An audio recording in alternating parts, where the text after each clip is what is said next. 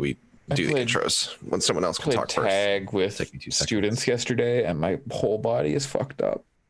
I sat at my desk yesterday, and my whole body is fucked up.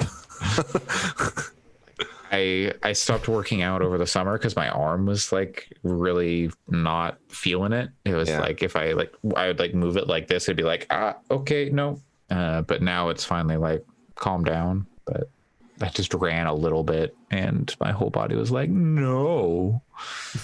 What do you think you're doing? Do 20 and 25? Yes.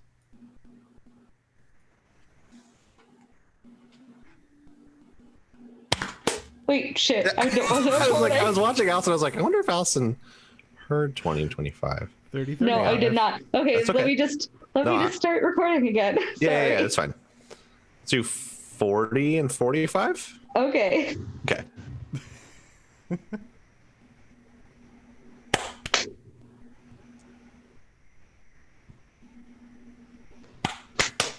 Cool. Man, my first clap, or I guess technically second clap, was weak. I would say it was WAP, my weak ass palms.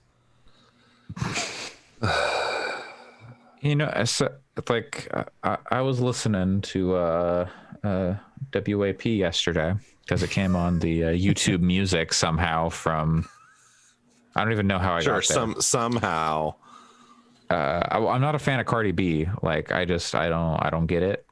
Like I don't think she's not for me. I don't enjoy most of her, but her verse on that Lil Nas X song is enough that I'm just like, okay, I'm glad you make music because that verse is fucking awesome. But like Megan Thee Stallion, she was all right on WAP. I enjoy a good song about where ladies empower themselves through talking about sex. Yeah. My neck, my back.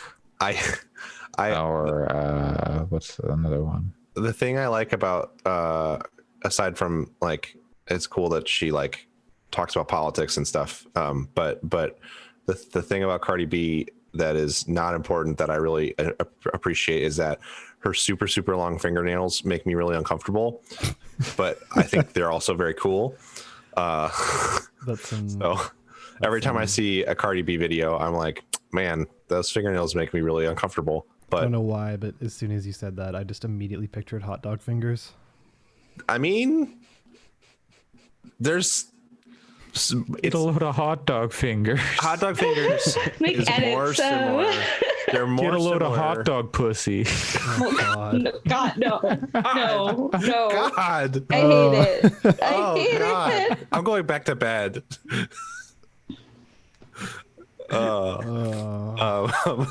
Sorry. Anyway, it's very funny. The fingernails, like the hot dogs are long, the fingernails are long. That was what I was gonna say. I don't know. It's like if you put hot dogs at the end of your fingers. Oh God. Anyway, I have a lot of respect for Cardi B and Megan Thee Stallion, and I'm glad that song pissed a lot of shitty dudes off.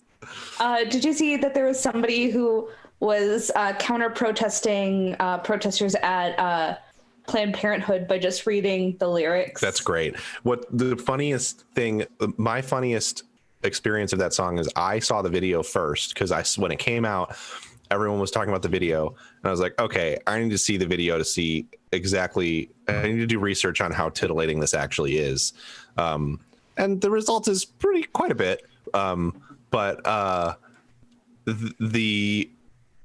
listened to on the video, the officially released video, it's all censored. It's censored, yeah. So I was listening to it and I was like, why are people so upset about the lyrics of this song? These are like really tame for a rap song. Yeah. And I didn't even understand what the WAP stood for a while because I just heard the censored version and I was like, what is the deal with this? And then I heard Ben Shapiro reading the lyrics and I was like, oh, I must have heard the censored one.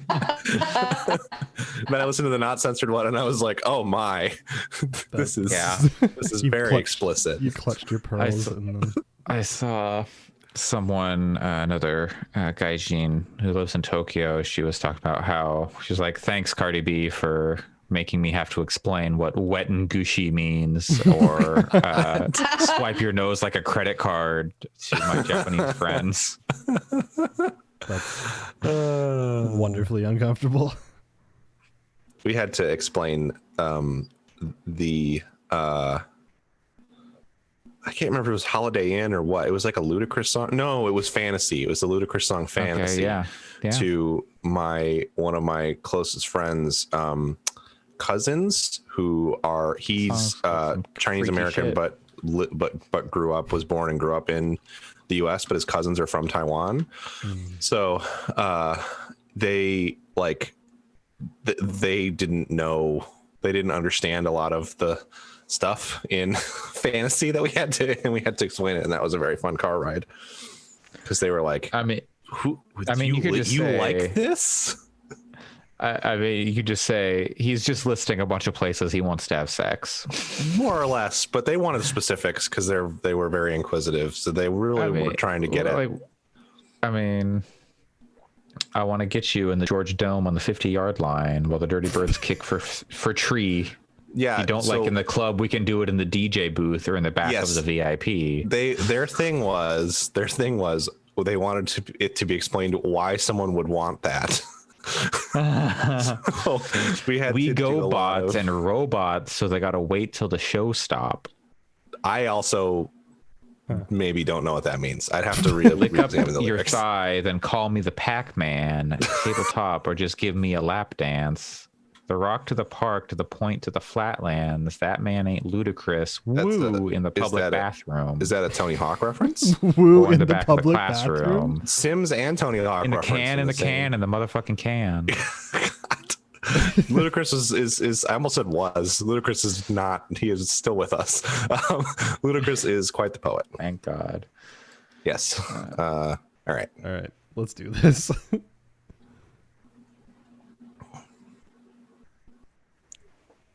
Hello and welcome to Gaming Fix, episode 138 on September 12th, 2020. I am your host, Andre Cole, aka your partner's favorite line from What's Your Fantasy, featuring Shauna by Ludacris. I am joined today by Alex. No. I'm leaving that one. Okay. Alex is not joining us. No. Also joining us, Pat. I don't think that my partner has a huge appreciation for that song. I think she has appreciation for Ludacris as a person for the most part, because I think he has done some cool stuff from what I understand. But yeah. Okay. And Allyson. Yeah, I don't know if I can contribute to this. I'm going to put it out there. I enjoy the song Fantasy by Ludacris. I think it's an entertaining romp. A romp. Yeah. One of the first episodes of Punch Up the Jam I listened to was about What's Your Fantasy by Ludacris. It was a good episode. I haven't listened to it in a long time, so forgive me if I'm misremembering, but for the most part, what I liked about it is it's a song about very consensual sex acts that is way to romp, where both parties have respect for one another. I like that the subject of the song, the woman that Ludacris is presumably speaking about, is portrayed by Shauna. So like there's a voice there. It's not just like a male artist just like talking about all the things he wants to do to a voiceless woman. So I don't know. It's not even what he wants to do. It's not exactly. What he wants to do. It's what do you here? What is your fantasy? You know exactly. Stop me when I hit it. Yes. Yes, exactly. God. So or don't stop me when I hit it, if you know what I mean. We need to do another intro.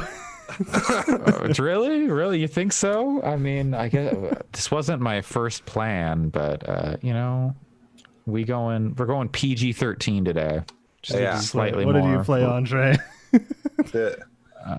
What did I play? We can't waste time with another intro because the orange sky is encroaching here. Oh, same. Blood was spilled last night. In more ways than one. What? You asked, Alex, so I shall bless you with the knowledge of what I have been playing Wonderful. Do you want me to update you on a game I've been playing over the last 3 weeks, or should I hit you with the new stuff first? Well, I mean, that makes sense. We started the saga. Now we can end it, right? Yeah, we can end it. Tell me why. The third episode dropped, I don't know, sometime this week, and I played that today, and it was the conclusion of the story, which was, if you do not remember or don't know, Tell Me Why is by Don't Nod, the creators of Life is Strange and some other games before that. The big selling point that they were pushing for Tell Me Why is that one of the main characters is trans. And was that a selling point, or was that just kind of a bullet point? That was heavily pushed in the marketing. That was their marketing, yeah. Okay. They were saying this is like the first major game this is the first game with a trans main character. That's why it always kind of rubbed me the wrong way a little bit, because that is very, very fundamentally not true. Yeah, but that is what they said when that game was first revealed. Sure. It's maybe one of the first games with this sort of prestige attached to it, or this notoriety. Sure. But definitely not the first. Not the first game that we've talked about or that it exists at all. It wasn't like horrible the way they did it, I don't think, but it definitely seemed like the development side, based on all the stuff they talked about, seemed to care about that representation, whereas the marketing side was like, this is a bullet point, and also like first time, and you're like, that aside, I think so. One of the things I talked about was how this game takes place in, like, the first time 2 weeks ago when I talked about this game. This game takes place in rural Alaska, small town, and like the first episode has some transphobia, but a lot of it is basically from people running into this person 10 years later, not knowing that they were trans, really. And so there's a lot of like microaggressions, but Tyler, the trans man, asserts his gender repeatedly through these instances. And then basically from there on, like the second and third episode don't really deal with transphobia much at all, which I was saying feels a little disingenuous for like the space they're in, but that's not the story they wanted to tell. Sure. The story wasn't about dealing with transphobia in a small town, which I respect. Yeah, I mean, like that's the thing where, especially like when it comes to representation, a lot of the things is, you don't want it to just be, hey, here's how they deal with people. Yeah.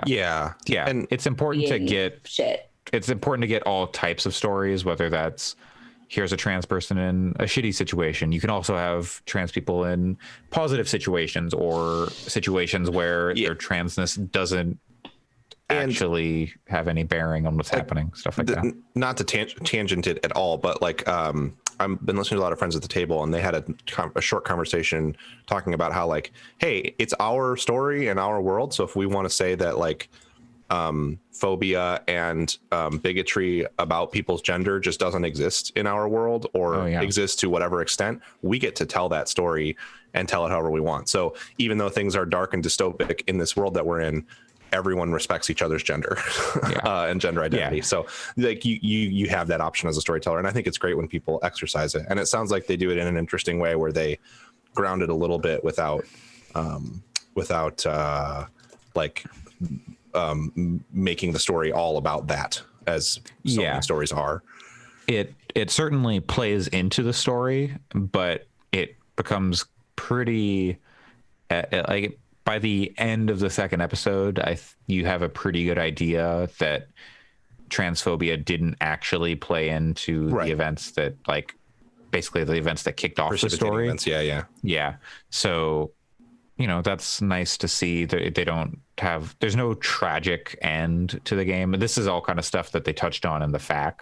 Right. So it's really a story about is like memory and relationships with our siblings and our parents, and the things left unsaid by parents who leave us too soon, and stuff like that. And I think it's good. It's good. Maybe not my it's not my favorite. It's a complicated game. There are so many aspects. Like, I can't truly speak to the representation of, like, right, of course, transness in the game, not being a trans person myself. So it's hard to say, like, oh, this is like a really great representation, but it's nice to see that they don't fall into some pitfalls and, like, have tragic ends, or like everything about this person is defined by their transness. They get to just be a person, and that's happens to be a part of who they are. Right. Yeah, I think that's the most important thing. I mean, in general, in representation, is to let them be a person. Yeah. Yes. Weird. And Tyler, like, everyone, like, Don't Nod does a good job of making characters and making people out of their characters. Yes. But this is a much slighter experience. Not much, but, you know, it's like 3/5 of like a Life is Strange. Yeah, but I don't think it necessarily. Right. Yeah, it doesn't. But I don't think it suffers for that. Maybe it's a little bit stronger because of it. But it feels kind of more streamlined. Yes, it is. But it takes place over the course of like 3 days or something like that. So it's. Yeah, it's a brother and sister coming together 10 years after traumatizing events, trying to reconcile their memories that aren't perfect because, you know, traumatic events, like a child's memory 10 years later, and dealing with a like small town who doesn't want to address what happened. People have secrets. And siblings who have secrets too that they don't want to like let out, but they're trying to uncover this mystery about their mother so they can like have some peace finally and come to terms with what happened. How is it mechanically? Because obviously Life is Strange has all the I guess time travel-y kind of stuff, and this seems way more like, yes, we talked about it the first week. We talked about the game where you kind of have the twin connection that you can kind of so you've got the voice. Yeah, you've got the voice, so you can Tyler and Allyson can speak to each other in moments that are like scripted, but or you can be like so you'll be in the middle of a conversation with someone, and then you can like hit Kelly Clarkson and Nick Jonas, right? Yeah. And then the guy from Maroon 5 is there. Sorry. Blake Shelton, Gwen Stefani, Christina Aguilera, Shakira. Who else? What other voice coaches can we? Anyway, it suddenly becomes like a terrible voice game, like where it's just one of those like really terrible licensed games, but it's about the voice halfway through, and you're just like, wait, no. This is not what I signed up for. Anyways. Okay. Well, there is the voice game campaign mode. So the voice game for PS3. Yeah. Okay. Sorry, anyway, derail it that much? Yeah. No. So mechanically, it's very similar to Life is Strange, where, you know, it's like an adventure game but in 3D space. So you're walking around, you're picking up notes and like little items, you're solving some minor puzzles. There's nothing too difficult. It's mostly just, you know, you're having conversations, and then sometimes you have these memories, like very light supernatural touch, where you're seeing the memories manifest in the like 3D space, and you see them unfold, and like they're kind of made up of like little bits of light, kind of like bokeh effects from like a camera, like just little like fuzzy balls of light that are in the background of stuff. And sometimes you have to choose between whose memory you think is accurate, who you want to believe. Do you want to believe Tyler's memory of things, or do you want to believe Allison's memory of things? And that can have an impact on their like how in sync they are, and then that can have an effect on the conversation you have later on, where if they're not on the same page, then someone can have an outburst and like screw up the conversation. was really hard to not make an NSYNC joke there. Oh, same. I think Allyson and Tyler would probably be just too young to be into NSYNC, and they had no TV at home. So, whereas I'm an Allyson who was extremely into NSYNC back in the day. So. Oh yeah, me too. I loved NSYNC. But yeah. Anyways. So tell me why it's on Game Pass. All 3 episodes are out now, so you can experience the whole thing. I'd say like the last episode was like maybe 2.5-ish hours. So it's definitely like you could play it in a day, or you could play it like, 1 episode a day or something like that. It's not the most amazing game I've ever played. I think maybe Life is Strange 2 was maybe a little more impactful for me. Just because it was looking at like the current moment in like the US and what's going on just like up and down the West Coast and general sentiment around like immigration. So that was like a whole, like it touched on a lot more stuff, where this was just a lot more of a human story about people and family. But yeah, check it out. If you have Game Pass, which we'll probably talk about later in this episode, it's worth checking out. Awesome. I'll definitely check that out. Also on Game Pass is the other game I've been playing this week. Ooh. And I've been waiting on this game since like May of last year, I think. Probably May, maybe June, when I went to Bit Summit. Yeah, that would have been May. Where I saw Star Renegades, and I've been talking about it ever since because, oh my God, I love the look of that game. And it's like a 2.5D roguelike JRPG. I think that's a good way to describe it. With aspects of like Darkest Dungeon and Into the Breach. Yeah, that one Into is the Breach. Yeah. Like, I would say, even if you don't like the idea of roguelike JRPG, if you do like Into the Breach, this is worth your time. God, it sounds so good. Yeah, it's very good.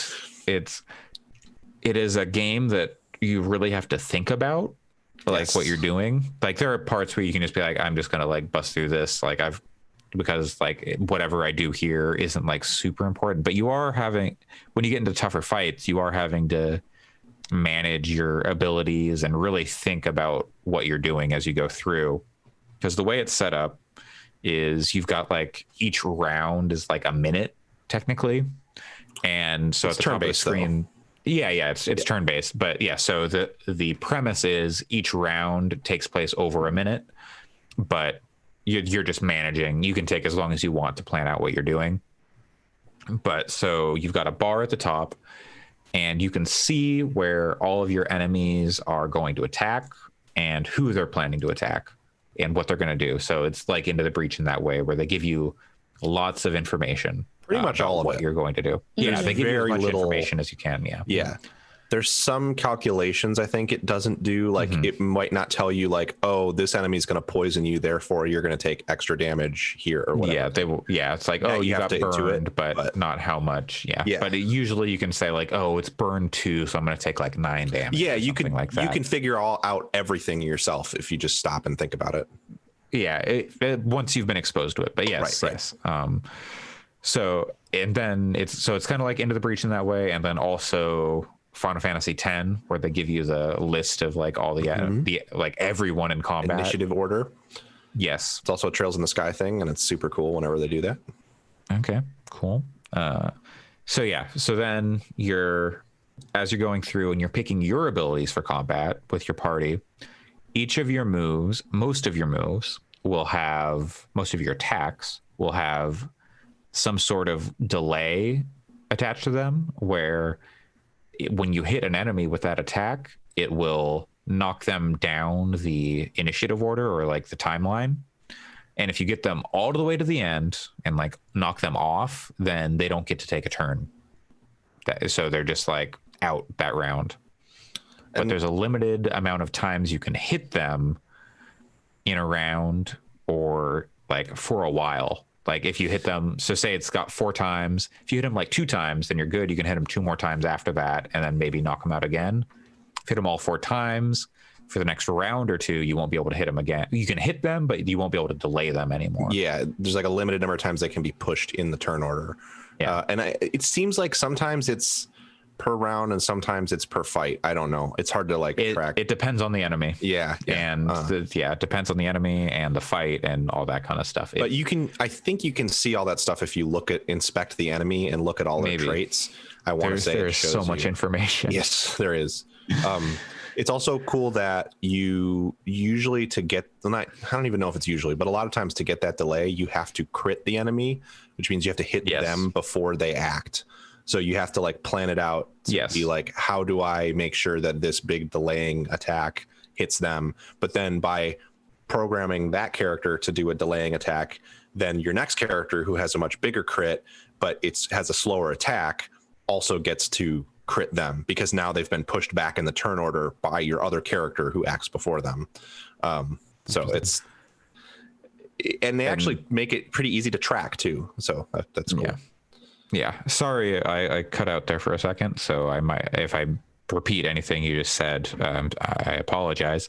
But yeah, so when you've got the timeline and you can knock someone back and that's going to impact, if you say you just set up all your characters to attack, but you don't pay any attention, you could just like, if you say like, okay, everyone's going to attack the same character, then you're just going to have like, okay, the first person attacks, then they move back, and maybe suddenly your second character who was going to attack after that first character you attacked, suddenly they get to attack before them, and so it just like keeps knocking them down the row. It cascades, you cascade crits, but sometimes you run into a situation where you're like, oh, sweet, I pushed them into the next turn, but you didn't actually like do a lot of like damage. Didn't do any meaningful damage. Yeah. So then the next turn happens, and because of the way that the pushing works, they still act very early in the round then, and so it's not as simple as just like, oh, I got to do all the stuff that I have that pushes them into the next round, because you also need to make sure that you're like damaging them and sundering their armor and stuff like that, because it has a lot of those kinds of like shields, and they have armor, and they have health, and then they have their other traits and weaknesses, shields, armor, health. There's like AoE attacks, light attacks, normal attack, heavy, flurry, ranged. There are attacks that can hit. You can target at any enemy. There are target. Yes. There's like a frontline backline mechanic. I think there's just frontline and backline. I don't think there are multiple rows. Like more than that. I think it's just the 2 rows. And so you start off with 3 characters, which are all really cool.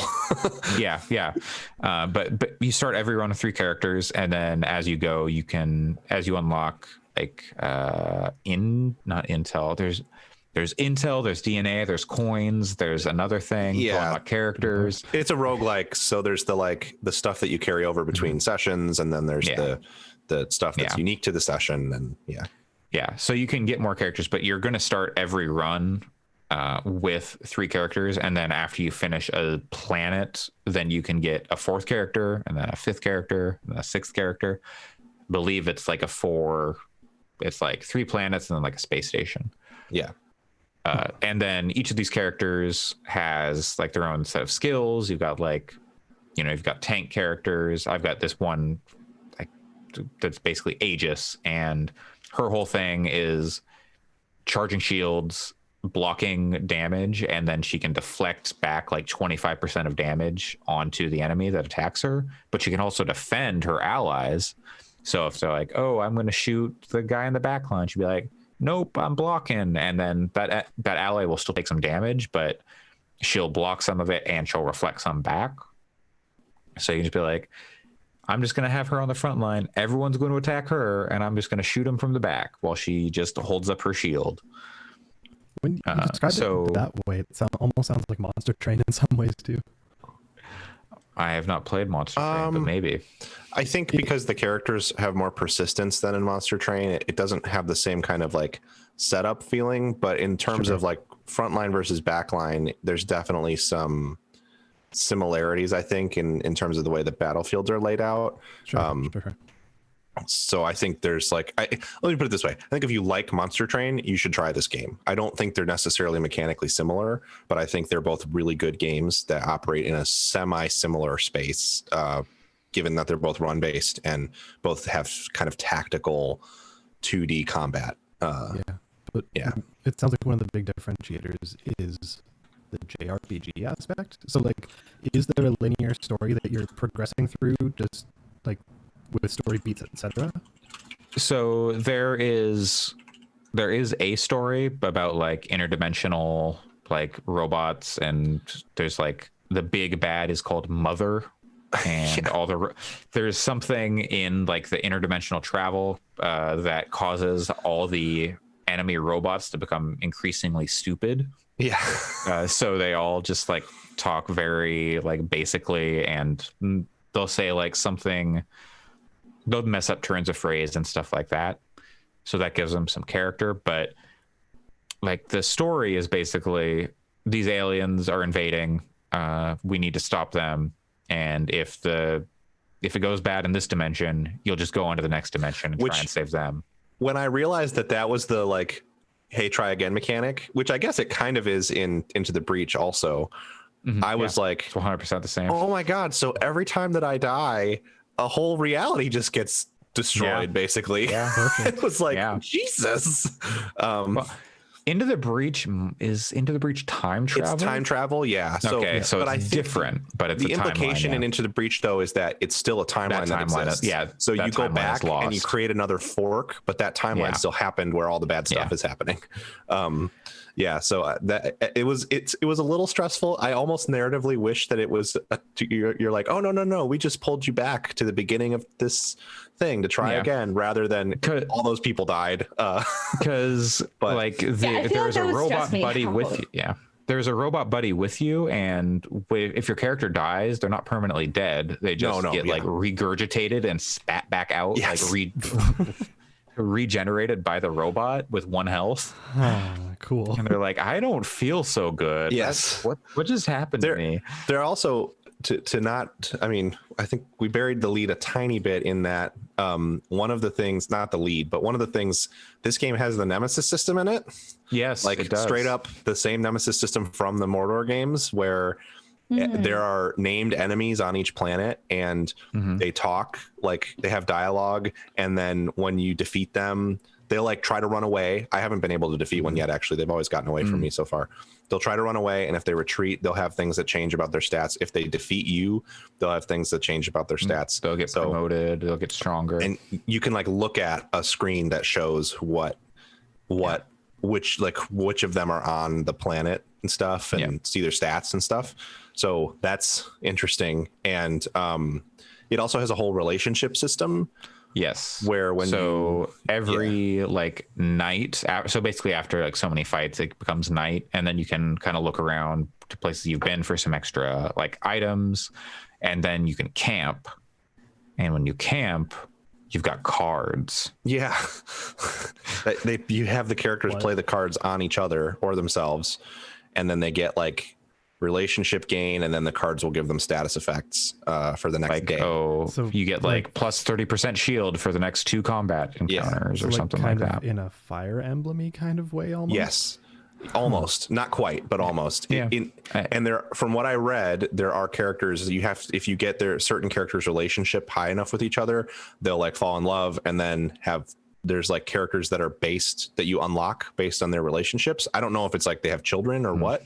But I read a thing that like there are a couple of character unlocks tied to relationship advancements between characters. That's really interesting. It's not a super deep system, but it is there, and it's like it's interesting for sure. And they unlock like team up attacks that they can do together when they have high enough relationship. So everything you're describing sounds extremely dense. How is it presented? Like, is it easy enough to grasp once? Like, do they tutorialize it pretty well, or is it just tough to get into? Yeah, they tutorialize it well, but it is definitely a thing where if you're not taking the time to think about what you're doing, you're going to have a bad time. Yes. Sure. But they walk you through, like, here's how you do, here's what all this means. Here's how you go into the inspect menu and look at, and all that stuff is all spelled out very clearly. But it's just like, my biggest issue is I won't think like, okay, if I do this, then this is going to mean this. And then, oh, I already guarded with her, so now she can't attack, but no one's going to hit her now because I can break both these people. So it wants you to, you're playing 4-dimensional chess. I only have a few criticisms of the game. I would say that the tutorial is not one of them. I think it's pretty good. You do have to like Andre is saying, like, you have to remember every variable. I can't tell you the number of times I go like, oh, fuck, that's right, when I do a thing and then it's messed up. The thing that I wish it had that I think it needs is there's no undo button for committing character attacks, which is pretty... I think there is if you're using keyboard, but not controller. Oh, they don't tell you what it is then. I'll have to look into that. Because I think I was able to Alex, I think I was able to undo when I was playing with keyboard, but then when I was using controller, it was not. I gotta check, because an undo button would be huge, because there are some attacks that are like instant attacks and they just happen when you click the button, and those it's fine. I don't expect to be able to undo those. But when I set a character to attack in 15 seconds, I think it would be better if I could pull it back and go, oh, wait, no. But I'll have to look. Maybe there is an undo button. The other thing is there's a sort of...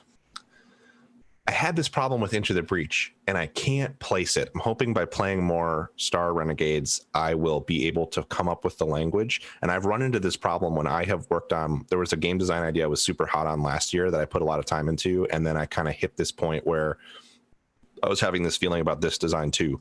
And it's like... There's a lot of cool systems colliding, but there's something about the way that they all come together that makes it feel like it's not that it's a shallow game, but that it's like kind of a thinner experience than what I would hope for. And it's really hard to articulate, because it's just a feeling of something like,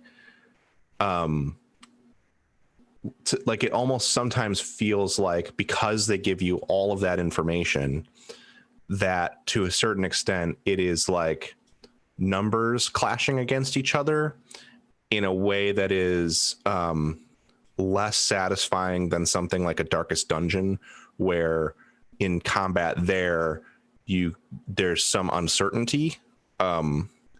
I don't think that's a really serious, like, objective criticism of the game, though, because I think for some people that is going to be way, way better than something like a Darkest Dungeon where there's uncertainty. And I don't know, again, how to really... It's not like a huge knock against the game, because I'm really enjoying it, but there's just this like little feeling on the edge of my thinking about it, where there's just like something about the way that it gives you all the numbers that makes me feel like, oh, could I recreate the mathematic experience of this game by putting a bunch of formulas in an Excel spreadsheet? And that, like, kind of sometimes makes the narrative elements of it feel like superfluous somehow. I don't know. It's, again, I'm having trouble articulating it, and I've been trying to think about this the whole time I've been playing it, so I could speak to it more earnestly or more accurately. And I also don't think that it means that you shouldn't play the game. I think you really should. Even if you don't have Game Pass, I think it's worth spending the $25 or whatever it is, because it's really good. But it's just a weird feeling I've had about similar games in the past that is really hard to sort of shake and to figure out what I mean. I also think some of the writing is pretty hit or miss for me. When it's good, it's very good. But sometimes there's dialogue and I'm just like, what are you talking about? there is like a lot of just kind of like, oh, okay, that's weird. But there's like little Simian Rex getting lost in the trash dimension is like just pretty good. Get sucked in the trash dimension. But yes, there are lots of jokes where it's just like, hey, okay. They're not like offensive or anything. They're just not funny. It's just, and part of that's because the interdimensional robots are made stupid by the traveling, but not all of it is because of that.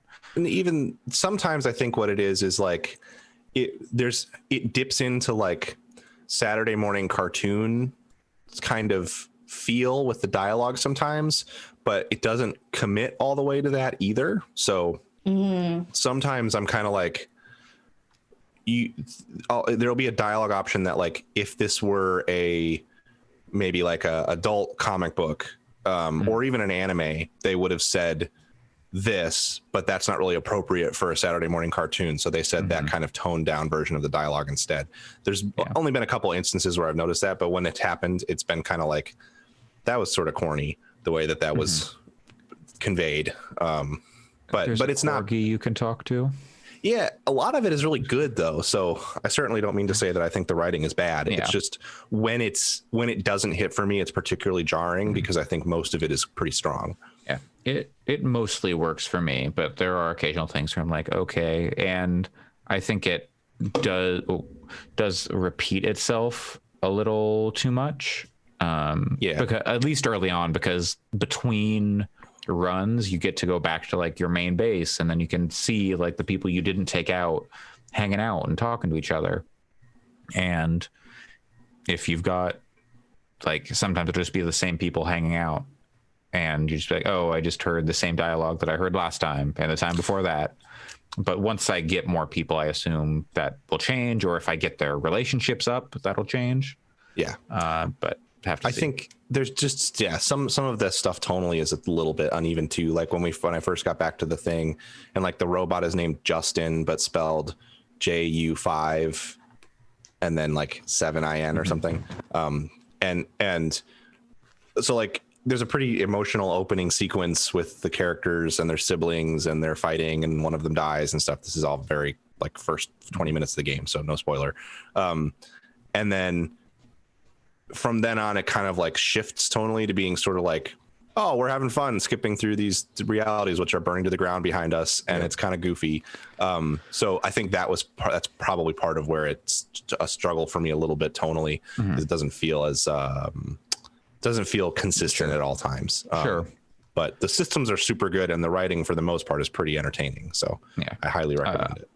I'm really into the art. And part of it is just the backgrounds are incredible. Like, holy shit, some of these backgrounds are really amazing.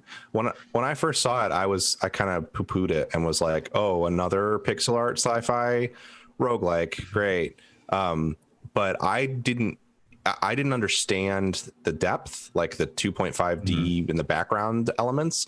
And that's not to say that the character art isn't really good, to be clear. Like it's clear that a lot of care went into it. It was a personal taste thing where I'm getting a little tired of that art style. Not that I don't think it's valid and, impressive and that artists aren't doing good work there. But this game has that sort of unique extra element where it has those moving backgrounds that make it like really pop. Like the art is just really, really neat and is eye-catching in a way that I did not expect.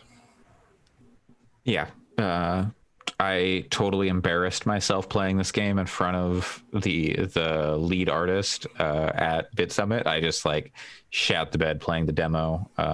Did not do well at all, but I'm really enjoying playing it, and I'm glad it's out now finally, and on Game Pass too. So I didn't even have to spend any extra money on it.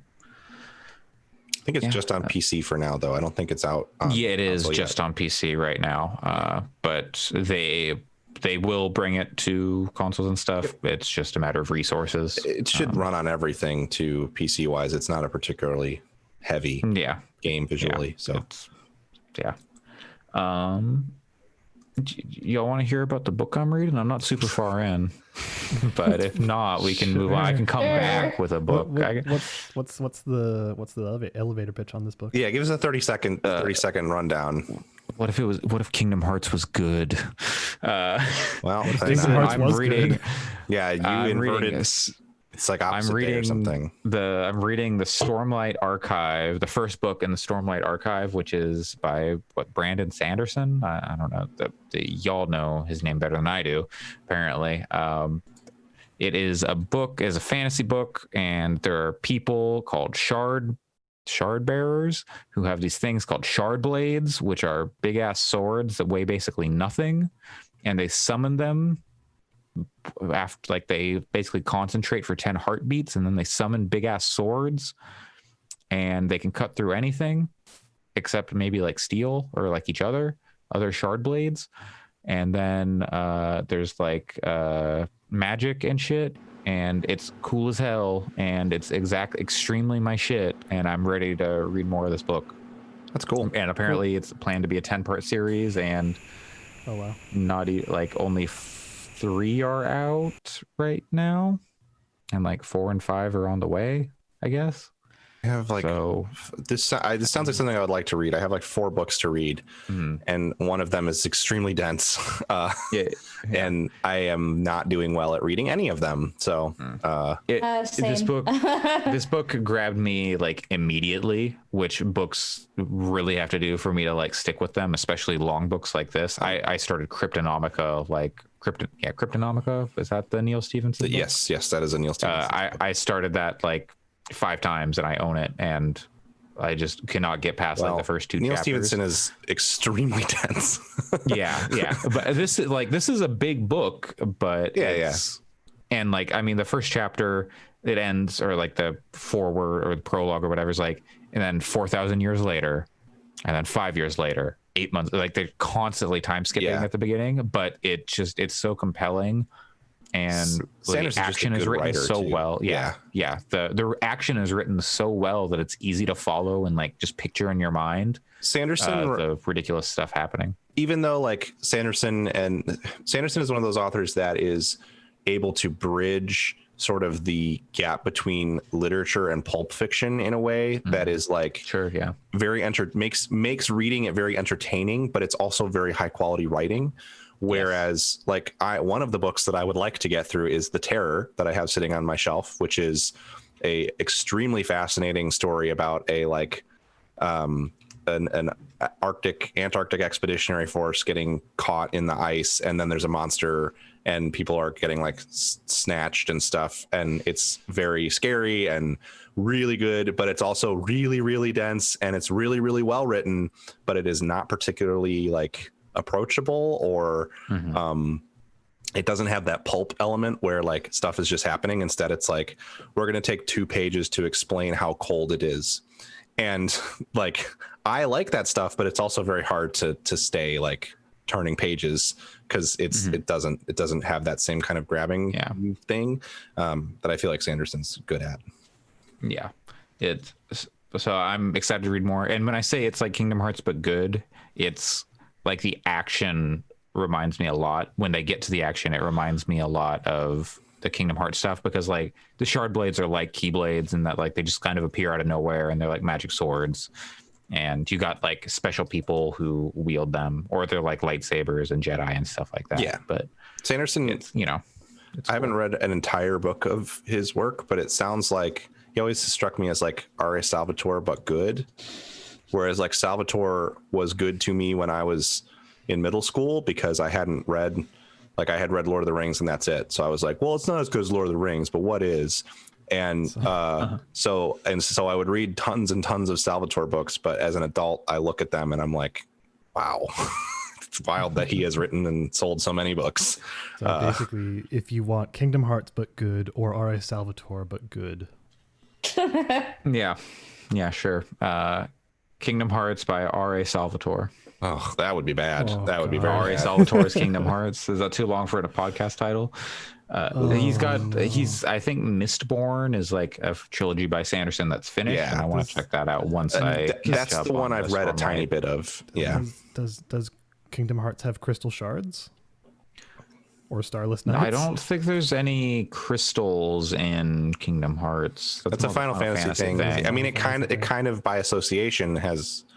I mean, like Final Fantasy's whole fucking deal is crystals. Alex, you know all about crystals now. Yeah. So how about you tell us? Yeah, there you go. Wow. That's a segue. That's pretty good. I was gonna make a joke about Starless Nights, but yeah, no. Let's do it. Let's talk about Final Fantasy 14 let's give me a time limit. How long do you want to leave it? Because we've been talking about this game for weeks. Well, you said like 30 seconds for me, and then I talked for like 5 minutes. So let's say 10 seconds for you. So you talk for 2 minutes. Yeah. I've continued, and as a surprise to no one, I have continued with Final Fantasy 14, though I've been spending a little bit less time with it because it was a busy week at work. So I'll be honest with you. Actually, I am a little bit surprised at your continued persistence through Final Fantasy 14. Yeah, you've really stuck with it, especially after, saying not necessarily a big fan of MMOs or Final Fantasy. Yeah. And then also you've dealt with some of these wait times. I will be interested to see where you're at once you have to start paying. Like the monthly subscription. You have to start paying for the monthly subscription. I thought it was I got the starter edition on Steam.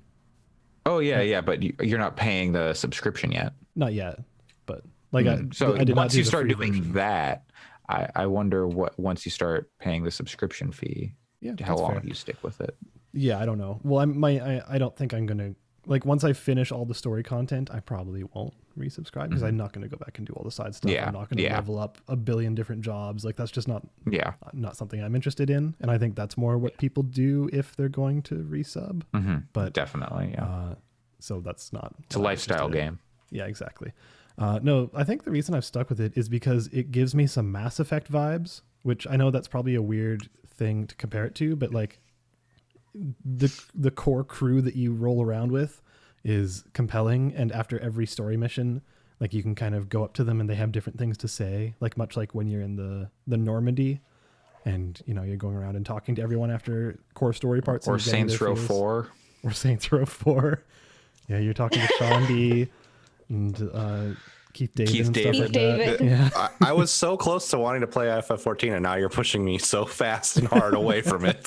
See, now this is just pushing me Saints towards Row 4.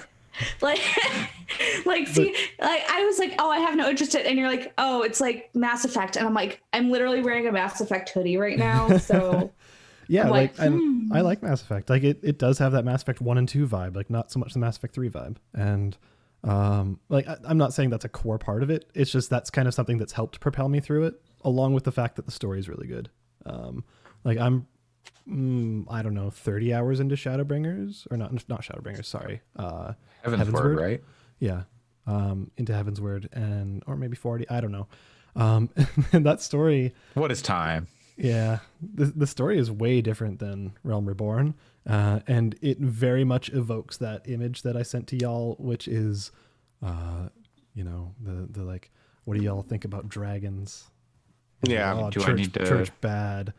And then just finishes with the church sucks because they won't let you fuck dragons. That's basically that's basically what Heavensward is all about. That's what I've been saying my whole life. But I'm not even exaggerating. It is about church bad, and it is about dragons being fucking cool. Bringing it back to something we talked about before the podcast. Oh no. Microsoft sucks because they won't let you fuck the dragons. Hey. Yeah, the games with dragons won't come out just specifically because they're like, we know what we know the fan art you're gonna draw. We're not putting these games out. Let's talk about a little game called Divinity Dragon Commander, in which you are the product of dragon fucking, and that is why you can be a person or a dragon whenever you want to. They learned their mistake. That game fucking rips.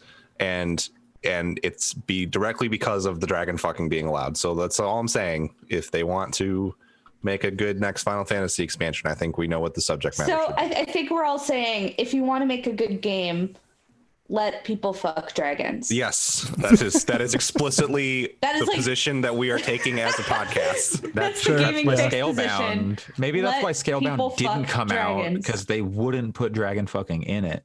Yeah, could be. Same with Crimson Dragon. I mean, they had the Kinect. They could have done you could have. I don't know. We don't have to go down that road. Kinect-based motion fucking. I don't need to see it. I don't need to see it. I do. No, but you get to do it. But it's POV. Yeah. I will say, Heavensward is really good.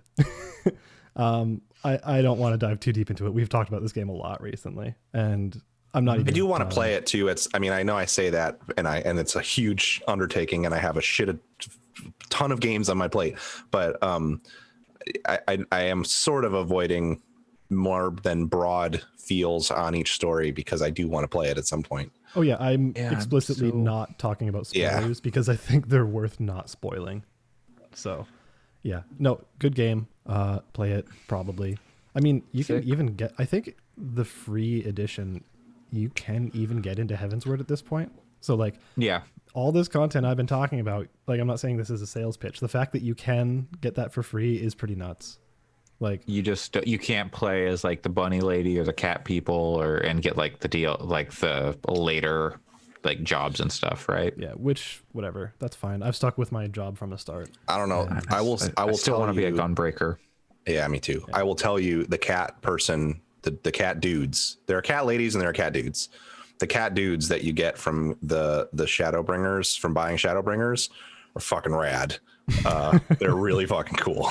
I bought Shadowbringers knowing that I wouldn't get to it for months and months and months because I wanted to play as a cat person when I was briefly playing it earlier in this year.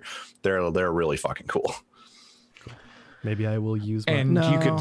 I'm not going to. I was going to say, you can use... They give you a way to like change the way you look after some like major story moments. Like you can just re-roll how your character looks. But I'm pretty into how I'm pretty into how Brendan Fraser looks. So... Me too, actually. Now that you mention it. What's Brendan Fraser up to? He's in Doom Patrol, which I need to watch. That's on HBO. What? Okay. Yeah, he's like the main character in Doom Patrol. Well, I shouldn't say that. It's an ensemble. Damn, Brendan Fraser is thick. Yeah, that's what I'm saying. Okay. I see. Well, now we have a title. Fraser. Yeah. Yeah. Okay. Yeah. So Final Fantasy 14 plays Brendan Fraser. You should do it. Thick. Yeah. Okay. Hey, I'm just saying, if you saw Brendan Fraser, you'd be like, "Damn." Yeah, exactly. All right. I just wrote down the episode title there. Sorry for the delay. Oh yeah. Well, what's We've your had several what's episode titles lately? Yeah, there's a lot of dragon for this as well. thick podcast, man? But wait till we get to that news section. That is thick. But you got another game here, a new game. I do. It is one I had not really heard about anyone talking up until this past week, more or less. And it is an interesting thing. So first off, the name of it is A Monsters Expedition Through Puzzling Exhibitions. And this sounds like just sounds like the working title of Bubsy 3D. Bubsy Goes to the James Turrell retrospective. Is Bubsy the monster?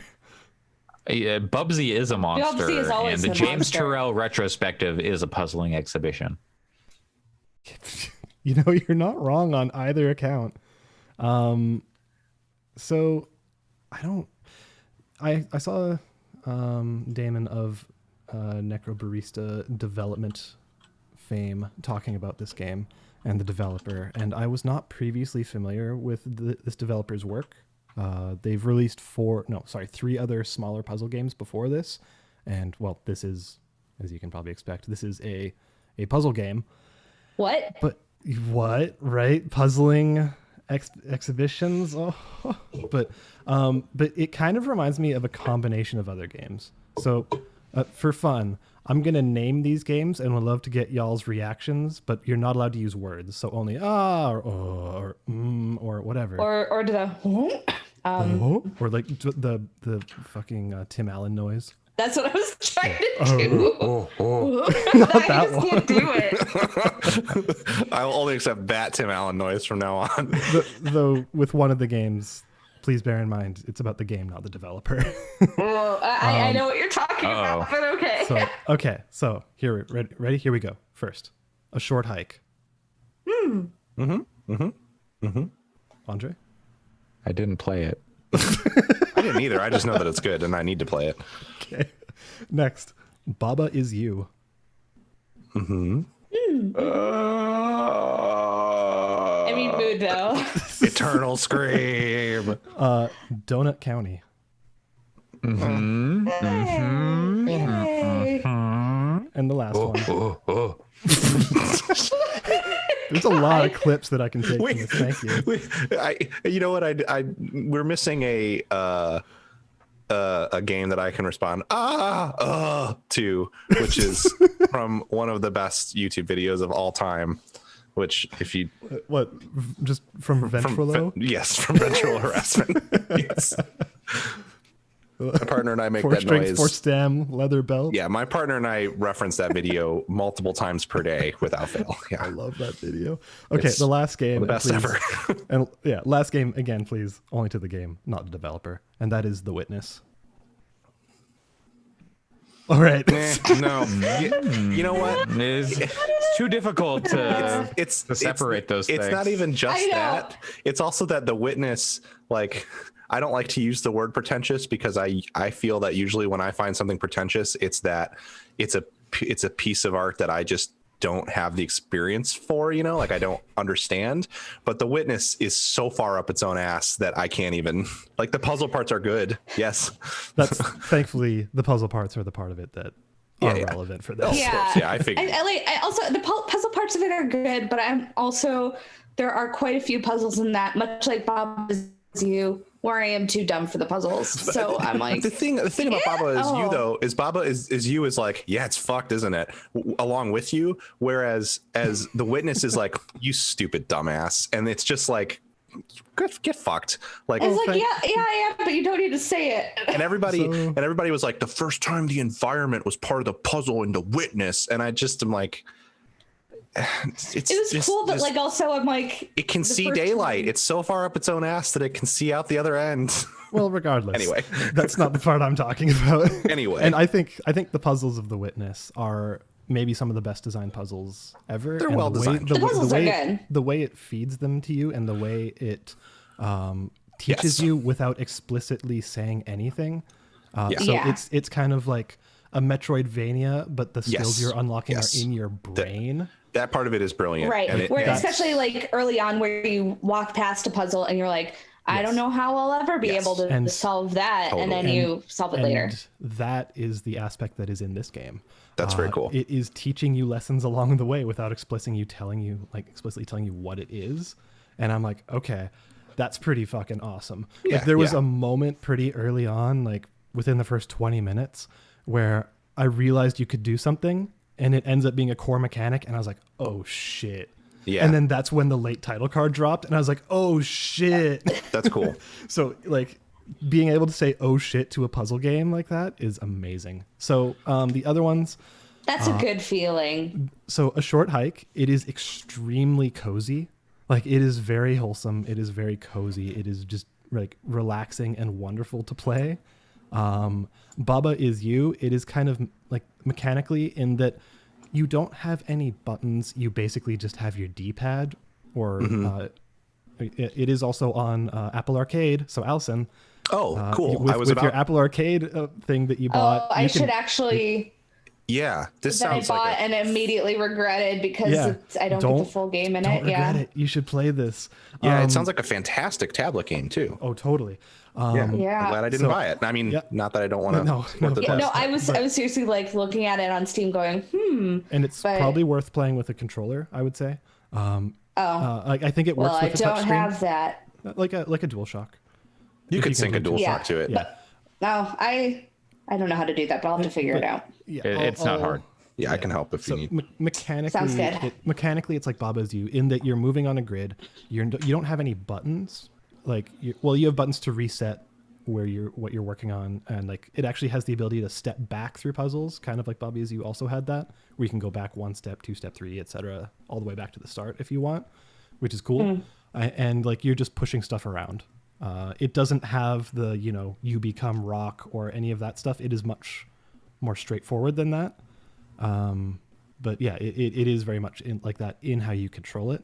And the last one, that Donut County, it's because the writing and the interstitial stuff that it does is very funny. Like my favorite part of Donut County was when you were looking at the objects that you had collected and it had like just little descriptions of each thing. And then it played the music too. Yeah. Upon reflection, Anthem is the best part of that game. Yeah, upon reflection, the only things I like about Donut County are the music and the writing. Yeah, so like it has that too, and like that's something that I was really into, is because the conceit is that you are a monster and human society is gone. Like this is probably 4,000 or something like that. I mean, and honestly, already a world I want to live in. Yeah, and like so this monster is going through basically a museum. They're looking at like everyday objects from humans and trying to glean what they were used for, kind of stuff. And the writing is just really smart. Like there's one where it's basically like it's got a cactus and it's like, please do not be tricked by the fuzzy looking leaves. This plant does not react well to hugs, kind of stuff. And it's like, it's really cute and charming. Like it has a zoetrope and it says the earliest known perfectly looping GIF format, which I thought was extremely funny. Like it has a beach deck chair, whatever you call those, with the title of Meteorological Optimism. And the quote is, "For sale, deck chair, never used." Like it's got so many great references, and the writing is so funny and it's so fun to play. This game fucking rips. It's amazing. I love it. That's really cool. Yeah, I'll check it out. Definitely going to have to check it out on Apple Arcade. It gets hard, I will say. There's been some points where I've been like, oh God, I don't know what to do. And then I did it. Like I would sit down with a friend or whoever, like, or just walk away from it for like an hour and come back and be like, oh, this was dead simple. I'm just an idiot. Oh man, if only that feeling worked and Baba is you. I know. I would just step away and come back and be like, no, I'm still too dumb for this game. Still an idiot. So like it's really satisfying in that way, like because you finish these puzzles and you're like, yeah, that's awesome. Like it's the Portal thing where you see a puzzle, you're like, will this work? It does, and then you feel like a genius, kind of. Oh, I love that feeling. Okay, so I am like. It's really good. And also, you were talking about the music of Donut County. Music plays into this a lot, in that like it's the kind of thing where like every time you do your turn back kind of thing, it'll do like a cymbal for like a drum while it's playing over this kind of nice, awesome music, and it will be adding like layers as you're interacting with objects. And like you're going to these little islands, and there has to be like somewhere between 500 to 1,000 of these. Like it is massive. It's great. Yeah, I don't know. I can't sing the praises of it enough. I've only played like 3 hours. I don't know how long it is, but yeah, I'm really looking forward to finishing up the cast and going back and playing more of it. That's cool. So yeah, that was a Monsters Expedition through Puzzling Exhibitions on Apple Arcade, Steam, and itch.io. Totally worth playing. Sweet. All right. Well, how about we hear about some more puzzling expeditions? And as far as the eye goes, does that make sense? Is that a segue? It kind of is. There's, as far as the eye is sort of a puzzle. You're going on expeditions, aren't you? You're on like a moving thing, a caravan, or like a. I saw this and was really taken by the art style. I'm really into the like. I think I've talked about before that like a lot of the like wholesome game indie showcase stuff doesn't hit with me in the same way that it does for a lot of people.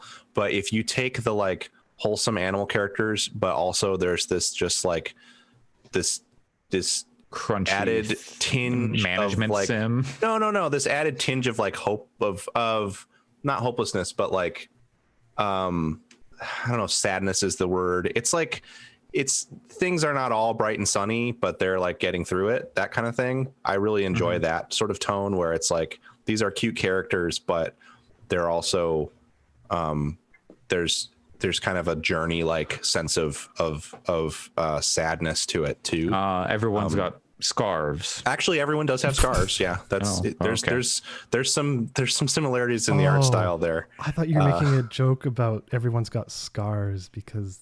No, scars. But journey scars. I got it. Yeah. So as far as the eye has like an interesting narrative concept, which is that there's this world where, and I don't know if it's explicitly supposed to be a reference to climate change, but there's this world where there's these creatures that live in it called Oku, and their whole cycle of life is they live at this place called the Eye that's like this. There are big mountains around it. It's in the middle of almost like a volcano like thing, but there's not a volcano, and there's an oasis at the middle of it.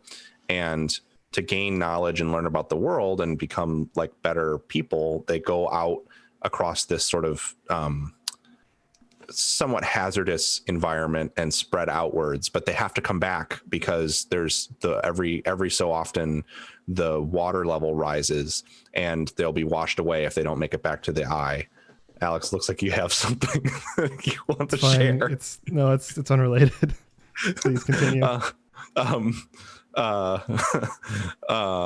Oh, is it because Brendan Fraser is thick? Were you thinking about Brendan Fraser being thick again? That's okay. It's that's always a fair thing to interrupt with. We have to pocket that for when Game of the Year is happening, and if a conversation gets heated, we can just point out that Brendan Fraser is thick for everyone to reset. Anyway, though, like it leads to like a mechanical cycle of like you are helping these Oku get back from their journeys out into the world to get back to the Eye before water levels rise and sweep them away. So I wasn't super familiar with this game. Like I'd seen images of it going around, and that sounds like oddly similar to Spiritfarer. Mm-hmm. I think I haven't played Spiritfarer yet. I intend to, actually pretty soon. I might jump into it this weekend. But I think there are some similarities, and there's certainly tonally, I think, some similarities because the characters can die, and when they do, it is like crushing and sad, but it's also given a like, oh, their robes fall to the ground and they're called back to the Sai is what they call it. And the implication is like they'll be born again at the Eye and they'll get to start their journeys over. So it has like an interesting relationship to failure and death, in the same way that Spiritfarer does, even if it's not quite as explicit or as core a part of the game as it is in Spiritfarer. But the result of all this is it's a pretty chunky, crunchy management game where it has an almost FTL-like map, which is true for a lot of these kinds of roguelike things, where you are starting at the edge and you're trying to get somewhere, and there's a bunch of points on the map in between that you have to make it through. But so far as I have played, which I have not finished all of the tutorial chapters because they're quite long and there are 5 of them, there isn't combat. It's not that kind of game. It's not a like strategic fighting game at all. It's what it is you have these hex-based maps and you open the larger overmap and you can, see like there'll be 2 routes you could go to get you closer to the Eye, and one will be a jungle and the other will be some plains. Oh, that sounds FTL-y. It is, yeah. And so if you go to the jungle, you know that there'll be like wood and fruit there. But if you go to a desert, would be a better example. If you go to the desert, you might be able to find rock, but you're not going to find a lot of food. So your characters constantly are consuming food as you take turns, because it is turn-based. So you have to make sure you're going to have enough food, but you also need to make sure you have other resources like metal, wool, and stone are the other resources, and wood. And it costs resources to move to the next node. So to a degree, you have to plan. You have to go like, okay, well, if I want to get to this node, I know I'm going to need 20 stone and 40 wool. In the space that I'm in, there is wool, but in the next space that is in between those two, there isn't wool. So I have to make sure that I harvest enough wool in this space that I'll have it when I get to that further space. Okay. And so, and then it becomes a balancing act of, I need to make sure that I have enough food for my characters to survive, because they consume a lot of food per turn. And there's also a turn limit in each. They call them halts. The game, one of the things I love about the game is it uses like interesting language to describe basic concepts, which I think can be really frustrating for some people, because like cognitively it can be frustrating to have to say like, okay, so when they say they mean nodes on the map, but they call them halts, but I like it because it's thematic to me. So like you only can spend 30 turns in each halt before the waters come and you lose. So it's a balancing act of all these systems. And then there are random events that can occur which I think are influenced based on the reviews that I've been reading. That people are pretty hit or miss on this game. Based on the reviews that I've been reading, a lot of the events are just random, which I don't think bothers me. Can you die of dysentery? So I think it's stuff like that for sure, where you have just random stuff that happens and bad things happen to you, and there's no way to really recover or plan for them, which can be frustrating, I'm sure. I haven't played a full game of it yet, where you start from the very edge and work your way in. So I can't speak to how frustrating that could be. I may come back next week after doing that and say, fuck this game. But it is an interesting puzzle, and there's a lot of little systems that I think take that basic management balancing act and make it really complex and interesting. Like, for example, the characters gain experience. So your character may start out gathering fruit, and then they will level up to a point where they now can specialize in gathering fruit. Like, they start off as a gatherer, and the gathering class is what they use to gather any of the resources. But then they hit a certain point, and now they can specialize into being a fruit gatherer. And so if you build them a gathering hut, then they can further get better at gathering fruit specifically as you go across the map. And you get to pick skill points on this big skill wheel that they gain experience in. But then you have interesting questions like, okay, well, I want to build them a gathering hut so that they can gather fruit more efficiently and get better at gathering fruit. I could build a gathering hut that stays on this map and that I leave behind when I leave for 100 wood. Or I could spend 20 metal, 20 stone, 20 wood, the different resources to build a mobile hut that I can actually take with me when I go to the next map. Can you make one out of pizza? That's no pizza yet that I've encountered. So no Pizza Hut? No Pizza Huts yet. Sad. Who knows? But then the question also, when you have your mobile hut, is your caravan has a certain amount of bag space, almost like a role-playing game, and the extra resources that you carry forward to the next halt take up space. The buildings that you build that are mobile take up space, so you have to manage that too. There's like a builder career specialization. One of the nodes on their skill tree is you can make buildings that take up less space in the caravan's inventory. So like, there's a lot there. It's really crunchy and really, really complex in some ways, and then it's all built around a fairly simple efficiency and management problem, and it's very interesting. And then I think just like tonally, it is not really a like crushing game from what I have seen. It's hard, but it's not punishing, and it's not like, so far anyway, again, I haven't had a game where I've played for an hour and then lost it all because of a random event. If and when that happens, I may not feel this way. But so far, the music, for starters, is maybe the best music I've heard this year, aside from, I don't know, Necro Barista or something. The music is like incredible. And so I would say if you like video game music, you should at least listen to it a little bit. But beyond that, it's just got an overall tone of being very like pleasant and friendly, and even though it is complicated, it is pretty like, it doesn't want you to feel stressed out or have a bad time so far anyway. That sounds oddly familiar with a Monsters Expedition. Yeah. But again, like, and even the tutorials, like I was playing the third chapter of the tutorial and I lost twice before I finished it, because the tutorial seems like it's just guiding you down a path, but you actually have to play the game while you're playing it to make sure that you don't lose, which is a little confusing and not very well messaged. So it definitely is.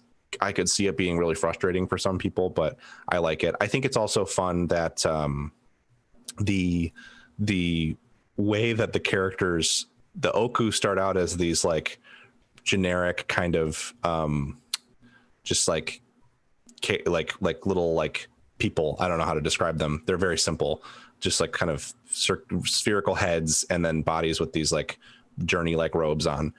But then when they go to become a gatherer, they change shape. They're all metamorphs and they change shape into red pandas, and red pandas are the gatherers.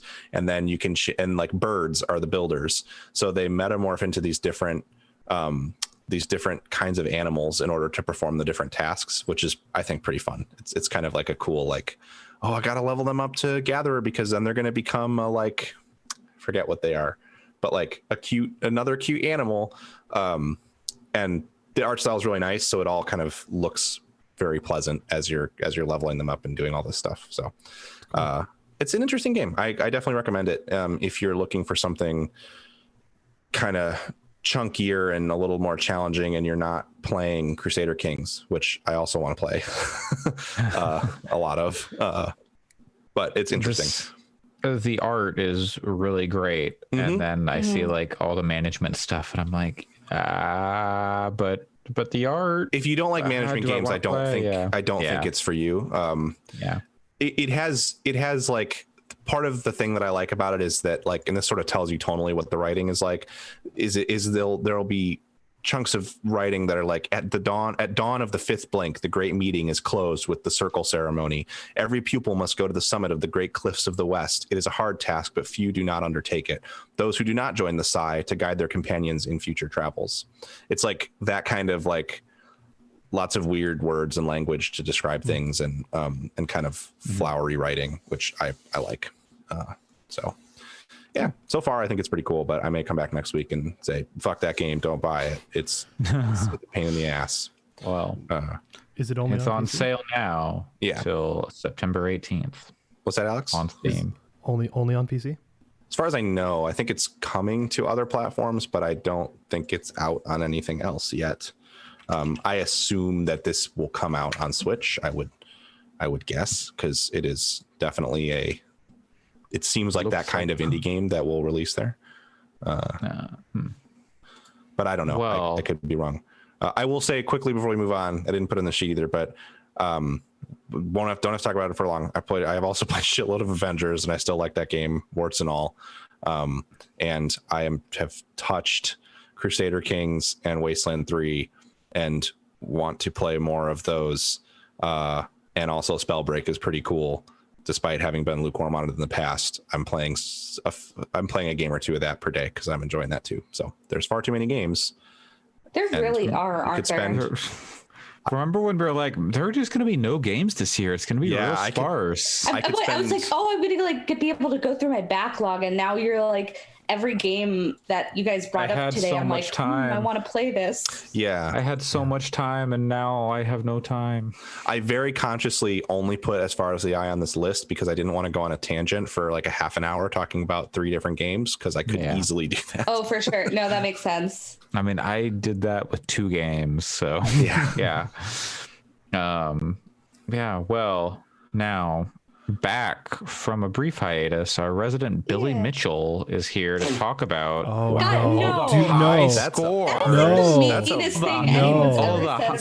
high scores that Allyson, she got while she was gone. If you had a hot sauce, would it have any weird special flavors?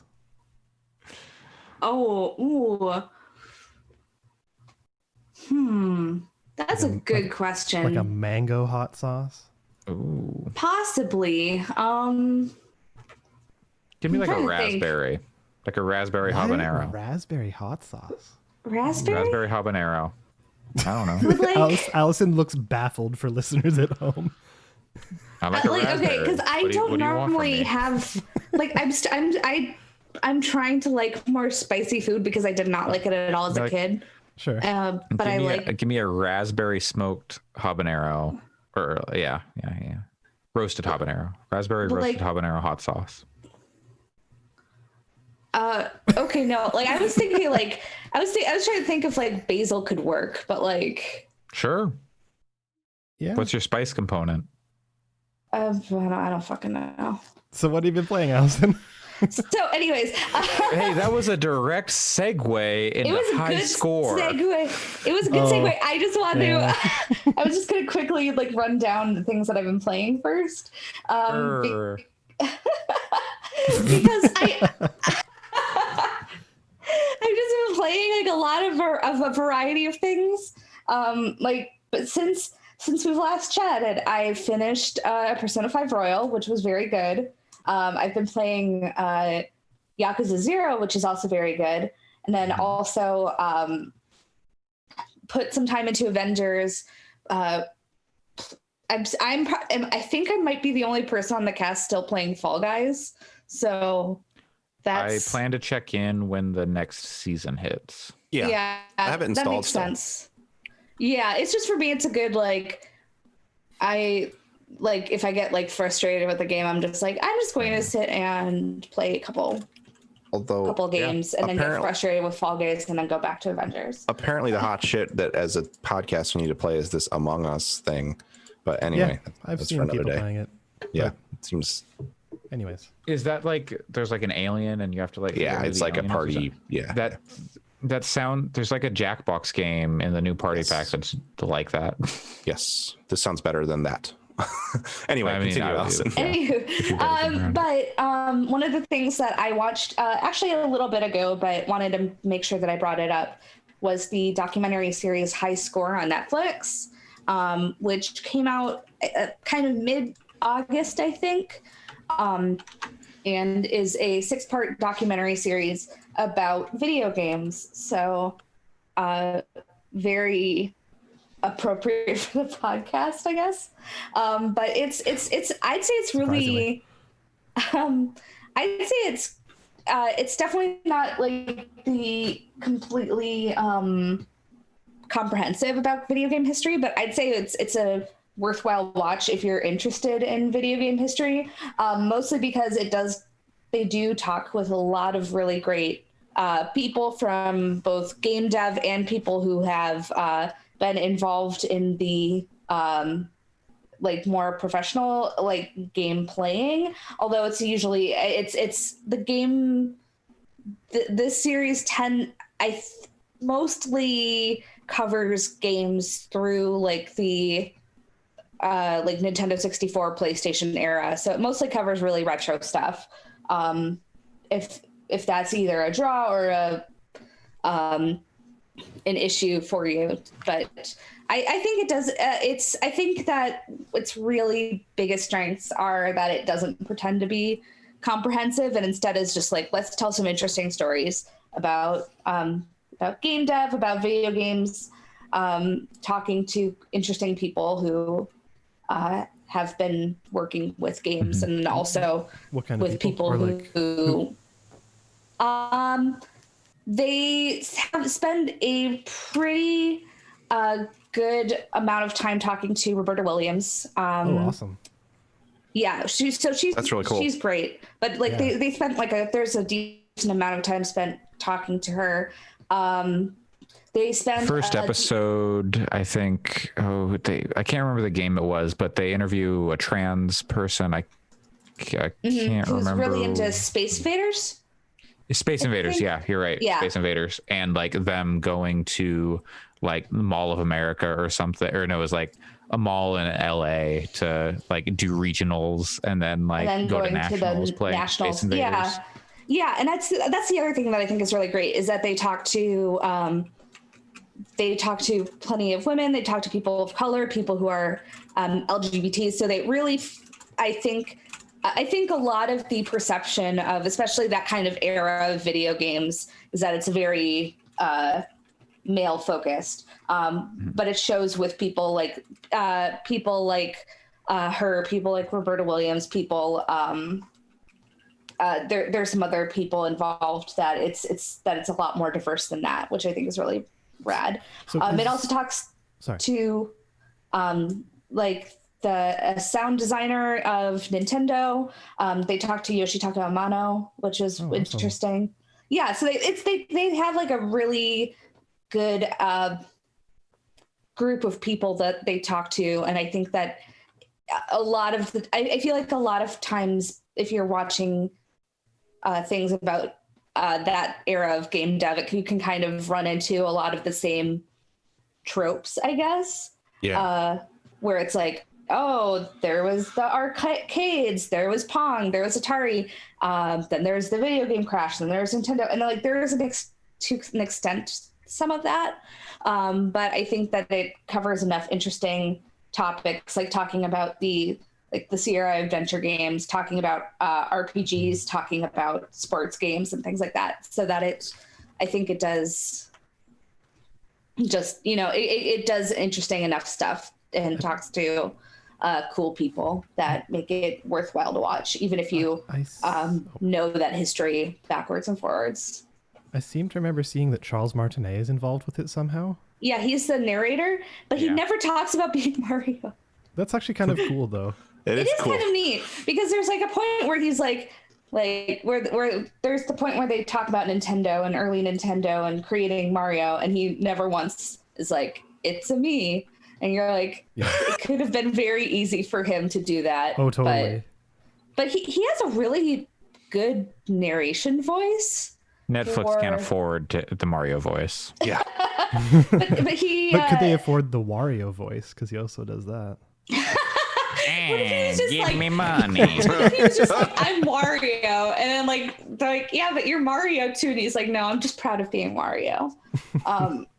But he has like a very kind of calming, chill voice that makes it really pleasant to watch, because he does the narration of the whole series. Awesome. And yeah, because I don't know if I'd heard much of him other than just doing, Mario and Wario. Absolutely unrecognizable voice. Like, in terms of like, if you only know him from like his work as Mario, you just be like, I have no idea that this guy was I wouldn't have known it was him unless I saw I saw him in the credits, and I was like, wait, that Mario.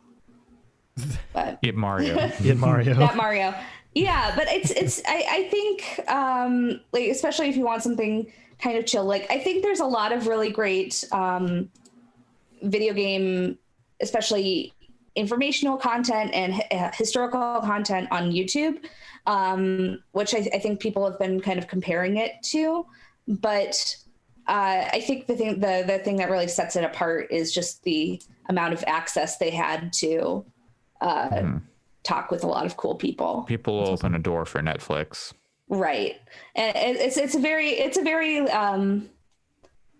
well-made production, which I think is kind of fun to watch, especially as somebody who likes the video games.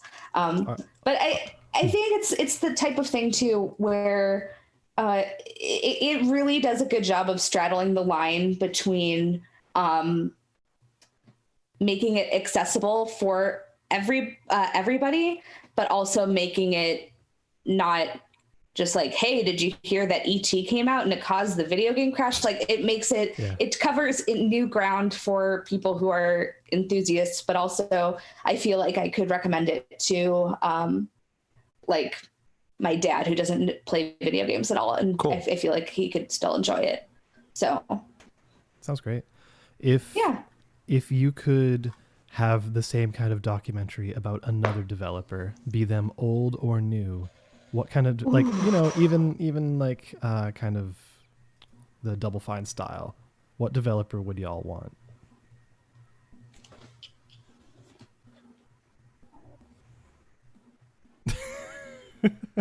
I would like to see Swery's process. Sure. Oh my God, that'd be fun. Like, Danny O'Dwyer with No Clip already like has done so many. Like, I was gonna say Supergiant is the one I would have picked, but there's so many phenomenal. Yeah, there's like multiple phenomenal Supergiant documentaries. Square. So it's I like, there are so many, like, we never get the like real like weird or like what happened to Final Fantasy like 13 versus and becoming Final Fantasy 15, like that story. Like, what I want to see, not so much developers, but it's like specific game stories of how they became either the messes or like Duke Nukem Forever. How did that geez. I want to see. I know what it is studio wise. I want to see the inside of Maxis. Wow. I want to see how I want the story. I want to see from back then when they were new, and then I want to see what it's like there now, because developing The Sims is so challenging because they have such a passionate fan base, And then they also have that push pull. I mean, they wouldn't be able to do this in the way that I want, because I would want them to be able to say, hey, EA fucking sucks to work under. Well, if it's true. I don't know if that's true. Because then you could also get the disaster of SimCity. Exactly. That's what I mean, is you can get, and you can see things like Spore and how all of that progressed. And Dark Spore. And so I think that would be really interesting. They're the studio that I think if Danny could go into any of them, I would say Maxis probably. Yeah, like I kind of would like something similar, but in the before and after with EA, but with BioWare. Like it'd be really interesting if they could be very upfront about it and frank, which I know that they never would be. Yeah, candid about the experience of moving from being BioWare to being BioWare under EA. And I think that could be it's an interesting story to hear about, and I'd be really interested to hear from devs what it was like. But again, I don't think that there's any way that we could get that until maybe sometime in the future when you know what, BioWare's defunct. You know what, Insomniac. I would like to hear about their stuff, because I like most of Insomniac's games. They're good. So hit me with it, Danny O'Dwyer. Well, I mean, with that in mind, I don't even want to look at Irrational. Sure. Yeah, that would be really interesting. I mean, Pandemic. We can go down the list. Yeah, there's a lot. We could talk about this for hours. So many good devs. Listener, if you have a studio, tweet at us. It's sad because at Fix Podcast on Twitter. One of my favorite things about PAX is over the last couple of years has been going to see Danny's Bandland booth, because he sets up a no clip booth, and he has a wall where you can write on Post-its, and he's like, you can do as many as you want over the course of the weekend, and then he sticks the Post-it up on the wall for studios and games that you would like to see no clip documentaries on. And it's super fun because he's such a nice, engaging person that he'll be like, oh, that would be so interesting, we could go into this and we could go into that, and we'll have a conversation with you about your idea. Well, that's fun. Yeah, it's really cool. He seems like a really cool person. He's a really pleasant, sweet guy. Not to change the subject, but yeah. Anyways, High Score sounds great. I think I will watch that. Thank you, Allyson. Yeah. Thank you, Billy Mitchell.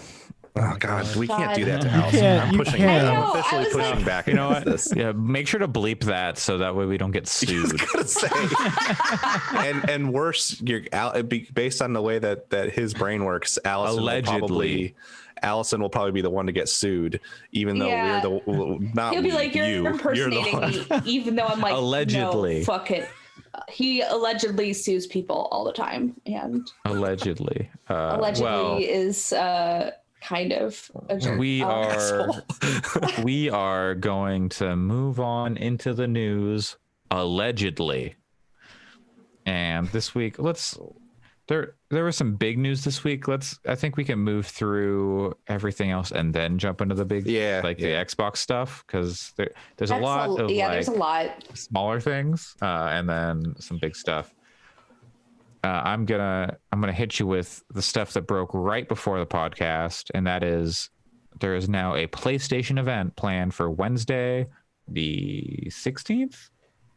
Yes, Wednesday the 16th at 1 p.m. Pacific time, where they will presumably announce price, launch lineup, pre-orders for the PlayStation 5.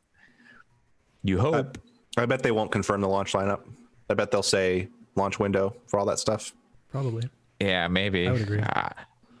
What do you think they have to do to one up Microsoft? Because I think they're obviously going to try and match what Microsoft has done between price and all of that, and revealing that. But I feel like to take headlines away, they need to do something new. Is there any information Microsoft has not provided that they should? I think if they can match Microsoft, they win, because they have games that are interesting. That's like fair. Microsoft has a great service, but there's no reason to upgrade from your current Xbox, or if you have a PC, to buy the new one based on what's coming to that service this holiday. And it's easy enough to say, I'll get the $299 Series S and get a PlayStation 5, whether that's $499 for like a disc drive one because you're like, oh, I need a Blu-ray player, or you do like maybe a $399 discless version, all digital version. And I think that's the price points they will hit. I think to make that stick, though, what they need to do more and more, I think what they need to do is offer a financing option through a Sony Visa credit card that's like, and they need to center that as like, hey, 0% APR, 24 months, $35 a month or whatever to get PS Now. Plus they need to match like the all access thing, because I think that's going to be huge for Microsoft in the US at least, and other territories. Do you think they augment PS Now? And if so, did they talk about it? I think they should, and this would be the place to start talking about it. I think they've been slowly building on it and like making it better. Yeah, for sure. But they're like, they've been at it so much longer than Microsoft with like that, you know, the Game Pass and PS Now are similar. They're different like in many ways, but they're similar. Like, here's your library of games that you can play anytime. But I think what they should do with that service, me and my infinite, Sony should hire me clearly. I think I think because of the way their exclusives sell their systems so hard, I understand why they wouldn't want to just say, and you'll be able to play every exclusive on PS Now. And I think it's unrealistic to want for that. But I think systems. I think what they should do is say, with PS Now, you can get a like 3-hour trial that you can stream for all of our new first party titles, so that you can feel like you're getting the ability to play them. And maybe even you stream, I mean, it's hard because bandwidth issues and streaming takes up a lot of bandwidth, but if you have the bandwidth to do it, maybe you can stream it while you're downloading it or something. They should definitely do that. Yeah. And I think that's not going to be on the service, then I think that makes the PS Now as a service a lot more compelling if you can try out new exclusives. I don't think they're ever going to just offer them on the service. I mean, after they've come out, sure, like a year after they've released, maybe. But do you I mean, yeah, they've had Horizon on their Spider-Man. They've done that. Yeah, I feel like they Bloodborne's been on there. I feel like they could in the future if they somehow really struggled and the Xbox completely destroyed PS5, but I don't think that's going to happen. No, I don't think they have to do that with PS Now. Do you think they ratify their PC plans? No. Okay. I think they say you can stream PS Now on PC through the PS Now client there still. I wonder, I think maybe bringing it to phones, to Android at least, might make sense for the future. I don't know with their infrastructure how easy that is, but I know they've been using Azure. Well, they could bring it to iOS.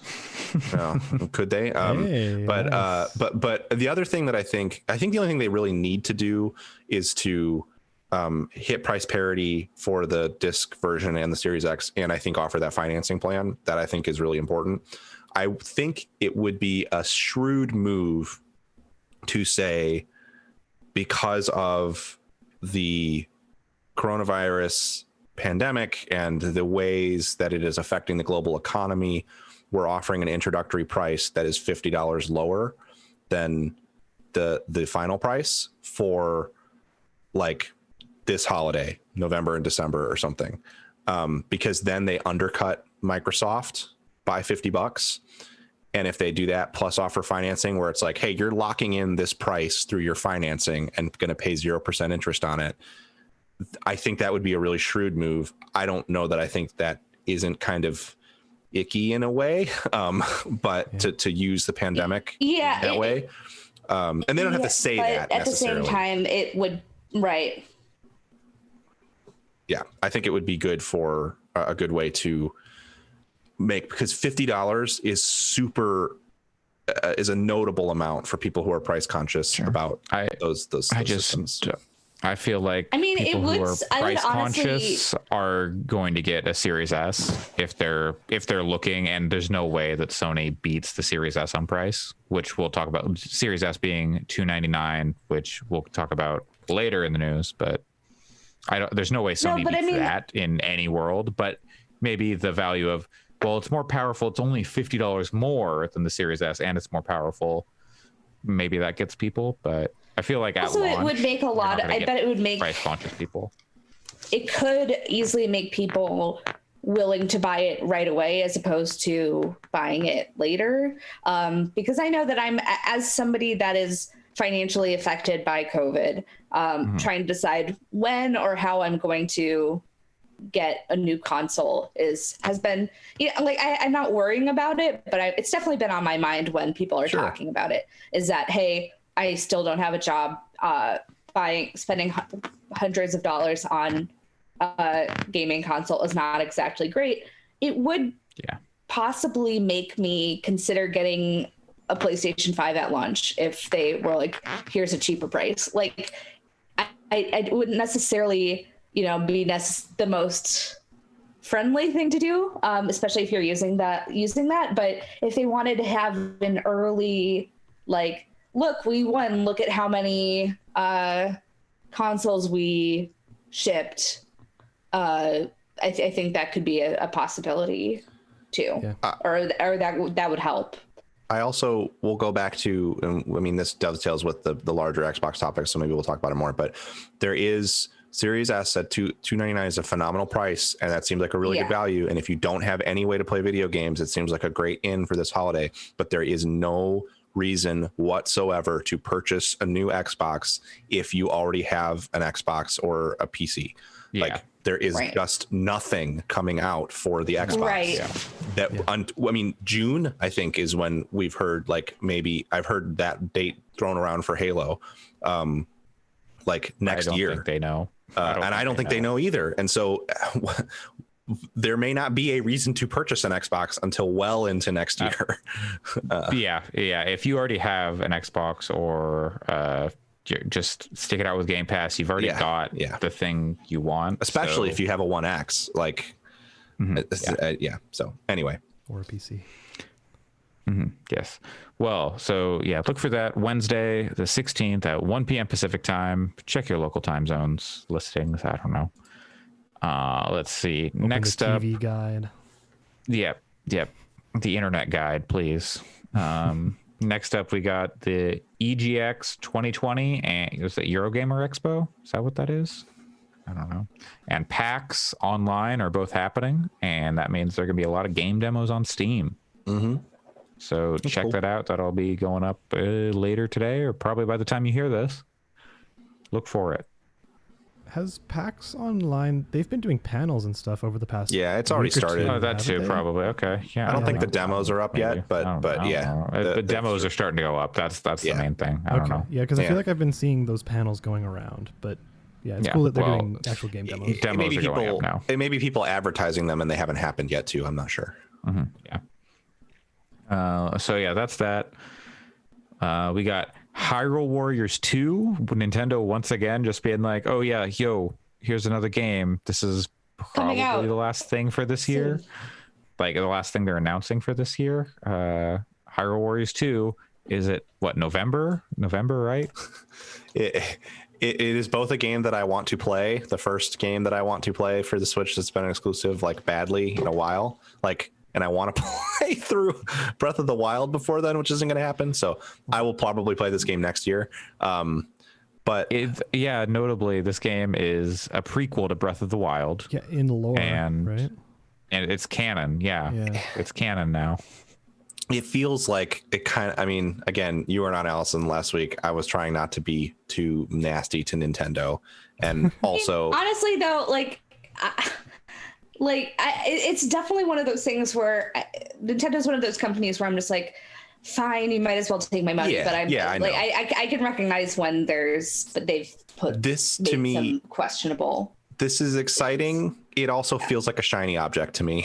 It also feels like Nintendo being like, you were on the verge of being critical of us, but here is this. And then the Twitter sphere around Nintendo people are like, man, I love this. Let's play it. And I kind of was like rolling my eyes a little hard at the fawning, because it's like, yes, Breath of the Wild is amazing, but Nintendo still has fuck all for you. And like, also, come on. Have most of those people played Muso games before? Yeah, there's that too. Like, did you play did they play the first Hyrule Warriors? Because I enjoyed the first Hyrule Warriors a lot, but if you're expecting Breath of the Wild from it, yeah, that's what I'm going to be interested in, because I haven't played Hyrule Warriors. I actually want to. If I got to get it when it's on sale. I like Muso games for what they are, but I don't know that Hyrule Warriors 2 is going to be a critical darling, except for the fact that I wonder if there are going to be critics who are so starved for like good Zelda shit that they're just like,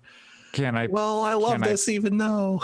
Like me with Marvel. Can I play as like the heroes from Breath of the Wild, like the Goron, that seems to be the implication, yes. The Gerudo lady. I think so. That would make me interested, but I'm also never going to play this game. You can play as Zelda, and I don't like Breath of the Wild, but like that stuff would, like playing as those characters would make me interested. You can play as Zelda and Link, but it's set like 100 years before. Are they hundreds of years old? Yes. Yeah. Yeah. No. Yeah. The story of Breath of the Wild is rad. It's really, really, really cool. And I never got to that part then. Like when Link wakes up, he's been asleep for like 100 years at the beginning of the game. And he was like wounded and then put in this like tomb thing to heal. Conceptually, seeing the events that led to it is really appealing, because most of that game's story is telling you about what happened. So playing through that stuff in this setting, because the reason they can't make you play through it in Breath of the Wild is because it is like a huge war. So playing through that as in a Muso game sounds cool. I mean, there's no doubt, but it definitely also feels like a thing that they could have announced a long time ago, and instead it's we don't have absolutely nothing. You shouldn't get mad at us. You should get excited for this thing. That's actually for kind of a niche audience. What is the Yellow Turban Rebellion of the Zelda timeline? Oh, fuck if I know. Yeah. Who are the eunuchs of the Zelda timeline? The guy. Oh, I don't know about Gorons being eunuchs. I mean, do we ever see... Speaking of eunuchs... Apple opens iOS to game streaming services. Oh my god! Oh wow, 2 separate Wario references. This is extremely stupid if you've actually read the article. This is and I think I don't remember if we talked about this in chat or like last week or whenever this like I don't know, the game streaming stuff with iOS and Apple going like, nah, we're not going to allow xCloud or Stadia on here. Now they've changed course and they've said, oh yeah, you can have game streaming services on our platform. You just have to submit each game individually as its own app. Yeah. You can have a catalog app, but then everything has to be its own is as petty and executable, and we need to evaluate it. This is as petty and childish as Epic continuing to submit Fortnite updates, even though they know that it's not going to do anything. Well, now I think they can't, but yeah. Yeah, it's so stupid. Like, and they don't do this with anything other than games. And we've talked about that for months. Yeah. Like it's like if they asked Netflix to submit every single show for them to look at and be like, you can Kindle to submit every single book, even though there's the Apple Reader or whatever. Yeah. But, if if they did that, they really should. If I were Microsoft, I would say okay, and I would I would work with a handful at least of the games on Game Pass and say like, you can play select games on iOS and just flood the store with like shell apps that launch into the games as like a streamed game. Very funny. I mean, that's what Apple is saying they want. Like, just that. But I think clearly they don't actually want that. I think they just are seeing this as a deterrent to get them to not do it. Apple should do it, or Microsoft. And I think Microsoft should totally do it. Entire Game Pass library. Yes, and they should leave them. And then when the game no longer works because it's off of Game Pass, there's just a shell app on the App Store that doesn't do anything, and they can put an update on the game's page, on the app's page, saying this no longer does anything, and then it just sits there taking up a spot in the store, which is like a kilobyte of data, but still. That would be very funny. And then they raise to the top of the App Store. Yes, because people like rate them highly. Yep. And then there's just like Halo 5 top of the App Store. Yep. that's what I'm saying. That's what I would do it if I was Phil. I would be like Halo Infinite. Let's make this fucking happen. They make that so would be many rad. stupid decisions. And it would flood Apple's like submission process because they would have to review if they're doing it like they say. Either A, all of these apps get approved really quickly, and then Microsoft can say, it's weird that it was so fast and clear that Apple isn't actually reviewing them. Or B, they're just mired in it for months. Yeah. And just every time a new game comes out, just adding to it. Yeah, that'd be good. So dumb. All right. Well, yeah, that's the ongoing Apple game streaming saga. All right. Next up, not much to say here other than AMD announced 2 events for October. For some reason, October 8th, they will be revealing presumably the Ryzen 4, right? No, Ryzen 3. What are they on? I don't know. The next generation of CPUs. The Zen 3. Zen 3. They're Ryzen. I get it now. Okay. It's like, yeah. Ryzen shine. But Exactly. He has Ryzen. That should be their, oh my God, their marketing campaign. He has Ryzen. And it's just then, Jesus Christ. Yes. With a sick gaming PC. Yes. RGB RGB. Jesus. Has RG Jesus. RG Jesus. Who has the sickest Christ you ever seen. A 4950X and RX 67,000 or whatever they're going to call their next generation of CPU or GPU, a 6969X. When they go to the next one, they can make it super fucking metal and they can crucify their RGBs. Crown. What would they could have a be made of? 666 card. The crown would be made of Ripjaw RAM. Come on. Of course. This is extremely stupid though. But it's the GPU more interesting than what they've announced so far. October 28th. Yeah, like the CPU one is fine. Like that's been like expected. So late compared to. So for context, the 3080, the NVIDIA card that everybody's talking about, releases on September 17th. Coming Thursday. This event happens over a month later. It's not like people are gonna wait. Like, I mean, a lot of people will wait, but there are going to be a lot of people who just buy the NVIDIA card. Well, there are a lot of people who won't be able to get a card because the stock is going to be limited. But also that, but like also to both sideism, like there were lots of times when these GPUs were released like 6 months apart, like pretty much diametrically opposed. It sounds like you're playing devil's advocate, and RGB just does not appreciate that. You'll be getting a visit on October 28th. Devil Intel at this point. You're going to go to video card hell. Man, remember when they had shit like that on the boxes? They were just like, not just on the boxes. Here's a blue alien lady. Not just on the boxes. Like a demon. They were on the card. When I was like a child, like we're talking like my dad has gotten PC Gamer, I think, for my entire life. And when I was a small child, like 5 years old, I would get afraid of the video card ads in the magazine. I'm not kidding, because they had some really fucked up monsters in them. That's amazing. Yeah, no, but I hope the new, oh God, what do they call their GPU series? The RX, the Radeon, the Navi. Yeah, big Navi. I hope Big Navi ends up being interesting because huge Navi. Huge, thick. Thick Navi, the next generation. RDNA 2 does seem really interesting, and it is what's in PS5 and Series X. Had to think about it. I almost called it the 1X. And the Series S. It's both of them. Yeah, so like maybe you can get some kind of performance that you get off the consoles on there, and blah blah blah. They usually do pretty good like price to performance stuff, but they don't have the feature set that they don't have the feature set. So how am I going to make machinima without how am I going to That looks kind of fun. I don't know. I think these cards, my kind of uninformed guess would be that these cards are going to have a really, really attractive price point.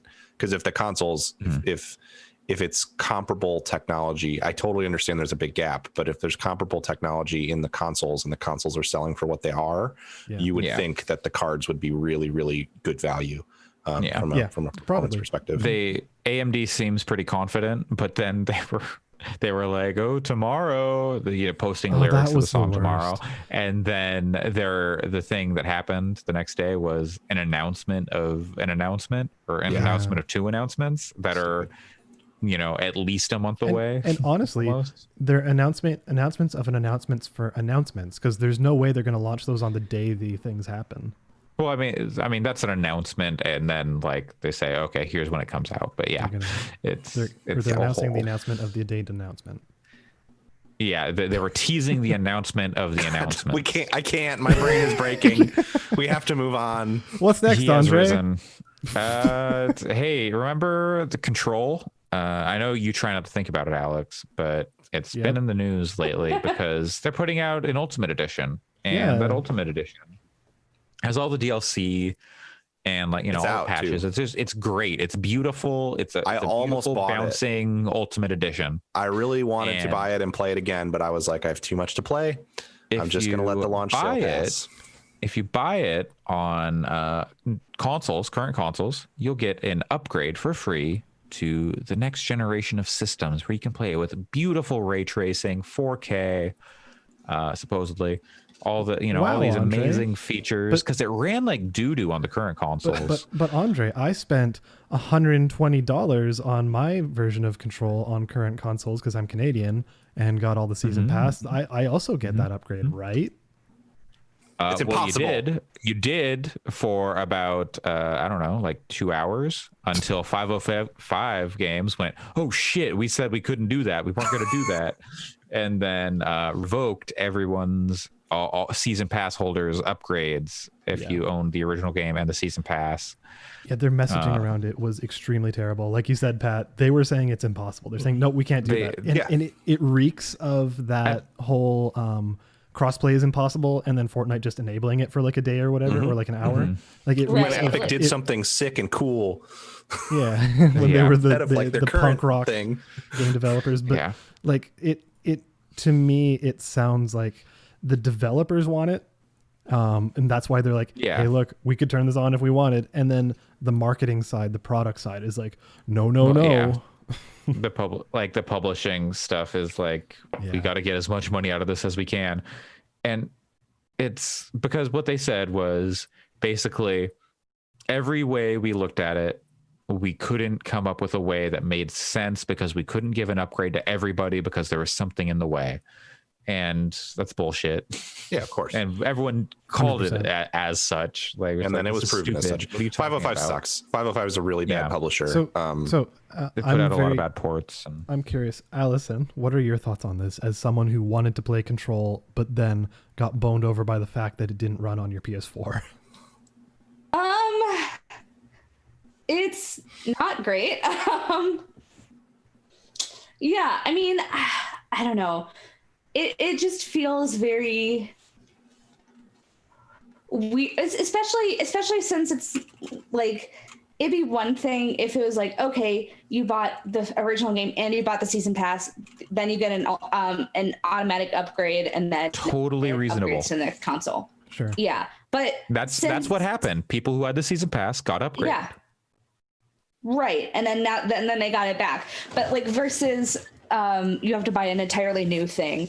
It just makes zero sense, especially since there's no new content beyond the season pass, which I think is good. It was fine because it'd be kind of crummy if you had to buy an entirely new version to get like whatever amount of content. But like they did some like checkpoint stuff, but that's patched into the base game. Yeah, but like imagine if the Alan Wake stuff was hidden behind this and not the season pass kind of thing. Yeah.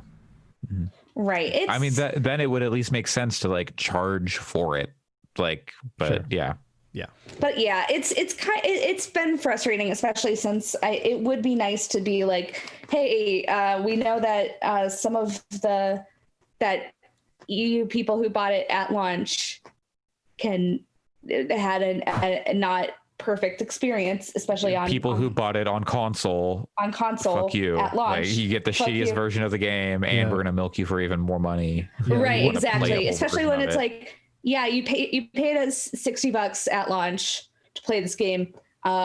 No thanks. That's like you don't matter. And it's like it kind of sucks, you know? Like if they can just say whoopsie doopsie, we made a fucksy wucksy, like that would have been pretty great, but it just seems like they're not willing to like, I don't know, they're not willing to be beholden to their player base. Yeah, they just suck. They're liars and they suck. I to the extent that like I don't know. I don't know what they have coming, but I would be inclined to not purchase 505 games if I was concerned about stuff like that. I mean, and I can't imagine Remedy is at all happy about any of this. Oh no, I don't think it's on them really. No, me yeah. neither. I mean, it feels very much like a how much money can we get from the audience kind of move, and that I would put almost entirely on publisher. Yeah. It's like they saw, this game reviewed real well and is real popular, so we can definitely charge for it. Yep. So they did. Yeah, it's super dumb. And it works. Like I said, I almost bought it for $30 because it was 20% off for the Ultimate Edition, which I don't have it on PC, so it didn't feel as bad to me to buy it again because I just didn't own it there. But yeah, and if you're on PC, you just need the season pass, and then you've got whatever the Ultimate Edition is. It's the same thing. So that's why it's been such a frustrating situation, is because it is literally just the game with the season pass. Yeah. All right. Next news story. No More Heroes 3 delayed into 2021. Yeah, the message also that was put out was really, really good. Actually, I don't know if anybody it was good. Like it was pretty, like, I don't want to say from the heart, but like it was pretty well candid, to use the words we were using earlier. So it was good. Okay. And then Kenna Bridge of Spirits is also delayed into 2021. I feel like I think Cyberpunk's going to get delayed too. They've said they have no intentions of delaying it again. Yeah, I don't know. Oh boy. I feel like they probably won't. But like, so Kenna, we were talking about this in our group chat, so we didn't talk about it on the podcast. That was like the only game that could have held my interest for getting a PS5 at launch. And now I don't see any other. It's going to be on PlayStation titles. 4. Wait, is that not and also Windows. getting delayed? Oh yeah, you're right. Yeah, but I mean, it's not even. It's not even really like exclusive. Yeah. So like, but yeah, I don't know, man. Irrelevant. I mean, I think it's good. Let them get it done. But oh yeah. Make your game as good as it can be. Take the time. We'll still be here. I'll still be going. There's too many games. Yep. Oh yeah, that's the indies that's my constant. The indies are rocking it. Still playing Wasteland 3, bumbling my way through like Mr. fucking Magoo. Yo, I don't want to we don't have to talk about Wasteland 3, but there's a thing early on that is the wildest shit I have ever seen in a dialogue sequence ever. Yeah. And if you have Game Pass on top of the dam. So yeah, like skip ahead to a minute and a half if you are going to play Wasteland 3 and want to see the beginning of the thing. You're in a dialogue sequence and someone's brains get blown out in the dialogue sequence. You're like in the talking game, to them. They zoom in and like have like full screen dialogue, and they're like, "I'm gonna get you," and then it's just a gunshot and their head explodes. It's fucking wild. It's great. Anyway, you can put your head. It's real good. It's real good. There's more moments like that, but not exactly Sorry, like that. I had to get that off my chest because that was fucking rad. So good. So good. Sorry, anyway. my connection cut out. I missed all of that. I'm excited for you to play it, Alex, so that we can. Yeah. Brendan Fraser flies in dressed as George of the Jungle and totally, and he's very fit. Annihilates. He does not watch out for that tree. He tries. He's trying to collect bananas, but his ass cheeks clap together when he swings. Crysis Remastered for PC gets a new graphical mode called Can it run Crysis? I bet my PC can run Crysis. Why is this in here? Who put this here? Alex? Yeah, because who fucking cares? That's actually the reason I put to talk about it. Who cares? They should have. I mean, yeah. Like why did they? Can it run Flight Simulator? Yes, because Flight Simulator is the Crysis currently. Who cares? Like this is how old is Crysis? When did Crysis 1 come out? Like 2006 or something. Yeah, 2008, yeah. But like, they made like a big deal about it. They put out a whole video about it, and it doesn't even look that great. Of course not. It's an old game the old version looked better because like it had lots of foliage and stuff, and like they kind of take away all the foliage and just make like kind of nice wrinkly mountains, and it's like, but it looked better with all the trees. So yeah. Well, it's very dumb. Guess what? I think Crysis has a fucking rad backstory and lore, and I love the beginning of that game. And I never finished it. I'm also probably never going to play it again in my life. So, all right. Yeah, I put it in there because it's so stupid, and who cares? Moment of brevity. Oh, who are the bad guys in They're aliens. They're like aliens. aliens. Okay. And they're very cool aliens that they don't like. It's very mysterious and secrety and like spooky and stuff. And that's awesome. That stuff is really cool. All right. Yeah. Well, Call of Duty Black Ops Cold War had an event to show off the multiplayer. What? Yeah. They always do this. It was a big multiplayer reveal event. Isn't it like it's mostly the same? What's going on? So it's the kind of thing where like it's kind of like when a league champion spotlight happens. I think if you don't play League of Legends, you would go, okay, but isn't it the same? They're just another character that you push the buttons and they do abilities. Like, no, I mean, well, isn't this? I mean, specifically, isn't the Cold War multiplayer mostly the same in terms of like the character, like the loadout stuff? So loadouts are Warfare. That's also kind of notable. Because that is not how Black Ops 4 was. So loadouts are the same. There's no point system, which they have done in Black Ops in the past. It's just the same loadout system as Modern Warfare with the addition of this wild card twist. So if you're into those games, that's interesting. I know my friends and I are, despite that, Call of Duty being problematic fave 101, we are excited to see that like the loadouts are going to stay the same from Modern Warfare, because that's one of the best parts about Modern Warfare. They announced a really cool combined arms like mode where it has like tanks and boats and stuff, vehicles, but also it's only 12v12, which is really cool because the big 64 mode in Modern Warfare is a little tedious.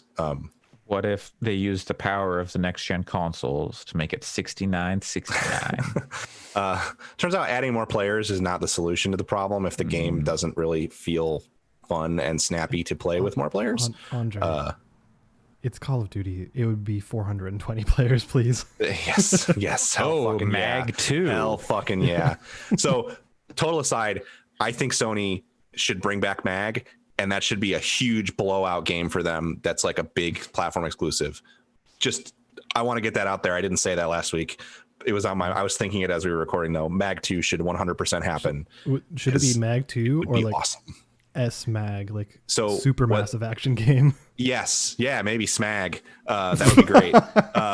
And Modern Assault, Smagma. And what you do is it's planet side. You just make it planet side, where it's a huge like continent that people are fighting on. Anyway, that's I'm really different glad different conversation. Really glad none of you acknowledged that joke. A bit. The other really quickly, just to run down at the other cool stuff.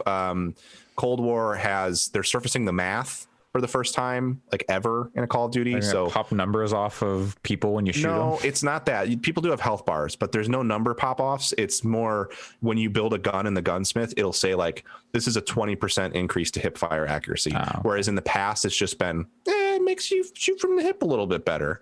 And people have to do like data mining and hours of testing to figure out what that means. So this time they're just surfacing that, which is a big deal for like balance, because it helps people understand like their balance decisions.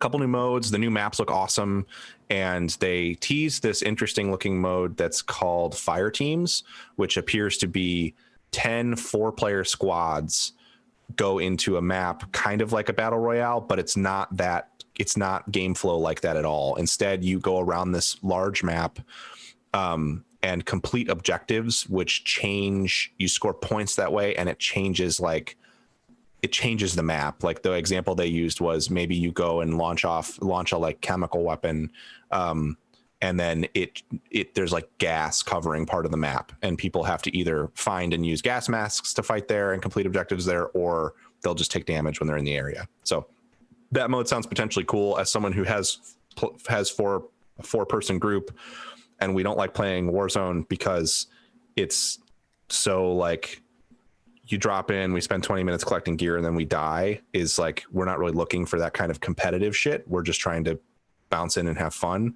And this sounds like a way to have that without it being as stressful. The last thing they did announce is Warzone is going to act as kind of like I know I said joint in the podcast chat, completely not realizing that was a pun, but it's like it's like a central pillar that presumably this and future Call of Duties will tie into. So while you can't carry anything from Modern Warfare into Cold War, you can play with your Modern Warfare unlocks in Warzone, and you will also be able to play with Cold War unlocks in Warzone, which I just said I don't super love playing Warzone, but I will say it's a very cool.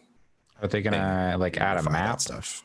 I don't be like a Black Ops map or I don't think so. What they have said, I'm sure that they will do a new map at some point, because that's just a thing, you just load it. Like, you got the Erangel, and you got the the other PUBG map. But what they have said is you will be able to take your Modern Warfare guns and put them against Cold War guns in Warzone. Like that is, they will interact in that game. And then then they'll bring in the Call of Duty 2 guns, and those people lose. You get an M1 Garand, and then you hear the ping from across the map. And there actually is basically an M1 Garand in Modern Warfare. It doesn't ping, but it functions the same and looks the same. I don't think it pings. Maybe it does. Anyway, I think a lot of that stuff is pretty cool, and I am interested to play it. They have said too that there will be like narrative stuff in Warzone tied to Cold War, so it'll be like there'll be events and things that happen in Cold War, and they did that to sort of announce Cold War or to share the trailer, not announce it, but to share the first gameplay trailer or cinematic trailer, and the event that they did in Warzone was very cool, I will say. So yeah, all that stuff seems cool. Also, Call of Duty is a tool for imperialist propaganda, and it's totally cool if you want to say fuck that and not engage with it, because it is bullshit, and it is a lot of mental gymnastics to enjoy it. Yep. What war crimes will we deflect this time? Oh, plenty. All right. Because there's a lot of war crimes in the Black Ops games that you commit personally. Let's see. Next, Ubisoft. Speaking of war crimes. Yeah, not wrong. Ubisoft had their Ubisoft Forward event where they neglected, because of time constraints with editing, I guess, or whatever, they couldn't put in a video of Eve talking about all the shit that's been going on at Ubisoft once again. Which, like, that video was fine. Like, I watched Eve's video. It was fine. I don't think it was like it. I wouldn't say it was good. I wouldn't say it went as far as it should have, but it was better than nothing. But like the problem with what happened is that I don't have the tweet in front of me, but they said due to time constraints or whatever, like we cannot get this to be a part of the show, which people were saying like, yeah, it's like, oh, we don't have to, we have an hour before the show, we can't edit this together, and that's a lie. Like that's straight up a lie. Like, I mean, the show was already produced. That is a video file. This other thing was a 4-minute video. You could do that on your phone, and it would splice, or it would mash those together, and it'll probably take 20 minutes to render on your phone. So like, I think they're lying. if it had been a great video, like an actually great video, and all it was I didn't put it on the event, that would suck, and we would still be having this conversation. Yeah. But on top of that, while I would agree with you that maybe it's better than nothing, it's like, I actually think it's complex of an issue enough, because he references things like people didn't uphold Ubisoft's culture, when actually a lot of the abusers were people who shaped Ubisoft's culture. So it wasn't that they didn't uphold it. It's fair. That they said one thing and claimed to hold other people to a standard that they weren't even living up to themselves. So I think that's a pretty fucked way to put it. And then on top of that, they're putting $1 million over 5 years towards combating issues of abuse and sexism in their offices. Are you kidding me? Eves makes $2 million a year as his salary. Like, fuck off. That's like nothing to them. So I think you're right that like if there felt like there was some sincerity from Eves, but at the same time, the actual language in that video, if you examine it, is like, so this is also a nothing statement. This doesn't mean anything, and you couldn't even be bothered to put this 4-minute nothing statement in front of your conference. So and then lie to me, it's and then lie about it. Totally clear why they didn't put it in front of it, because most people have no idea about any of the stuff going on. But then to be like, oh, we didn't have time to put it in front of the video. About it. Are you kidding me? And I think when you compound this stuff with you've had months. Yeah. Months. And when you compound this stuff with the horrible stuff that people have put up with and been exposed to and been hurt by and victimized by, and then you put that on top of the fact that they're making explicitly political games that don't seem to understand the politics that they're talking about, and then claiming that they're not political. It's just like, that company is a fucking mess. And I feel really bad for the people that work there that don't have these decision-making powers, because it's like, I understand why you want the games to succeed, but at the same time, it's just like, man, they're like just fucked culturally. And like all of this was, what was the name of that game? The Splinter Cell thing that had the Black Lives Matter fist. Elite Squad. Tom Clancy's Elite Squad. And the person who was running that studio, correct me if I'm wrong, was Eve's like nephew or something? Son, I think. Oh, son? I thought it was his son. Oh, Jesus. That's even worse. Like, this was a relation. It was a matter of days after that whole thing. And like, I mean, we don't have to relitigate that, but you have to be completely ignorant of what is occurring in the world right now to run that. I mean, like a whole studio had to have signed off on that video. This is like, so that's the like thing that just blows my mind and that's why I think that Eve's statement is so hollow, because you're telling me, you're saying, oops, we did a fucky wucky, and it's like, no, motherfucker, you've been hyping this game for over a year now, and people are supposed to look at this stuff. And the fact that slipped through the cracks shows that there are the people that make decisions there about that do not care about this stuff. And you don't believe the thing that you're saying because you're not even paying attention to it. Yeah. So it's just really disappointing. Yeah, well, to me, it comes across as very much the same way as when Riot was like, oh, we're going to do everything we can to change the internal culture here. Yep. And then 2 months later, everything comes back up again because they're not actually making changes. They're just saying the words. And both are terrible. Yeah. I think the Riot thing is objectively, I mean, in both cases, people are getting hurt, right? So there's I certainly wouldn't try to rank them. Yeah. But at the same time, Ubisoft even has a platform in the form of a scheduled live event that they could use to talk about this stuff. And instead they're like, well, we don't want people to think about it though, so we're not going to talk about it. We don't want to upset the stockholders. Yeah, it's just absolutely clear that they don't give a fuck about any of this. I'm sure people there do. I'm sure there are people there who care. But I don't believe for a second that Eves does, based on that statement, personally. Or he might care, but not care quite as much as the finances. Like, totally. It's like, oh, this is important, but it's not as important as, what our just fought off the Vendy. They can't be rocking the boat. And I think my official stance, and this goes globally beyond Ubisoft and beyond video games, is if you care more about money than you care about human beings being hurt and affected by a toxic culture, fuck you. You don't give a shit at all. Like, I'm not going to play a game where it's like, well, I understand the pressure he's under. No, it's money versus people's mental and physical health. Yeah.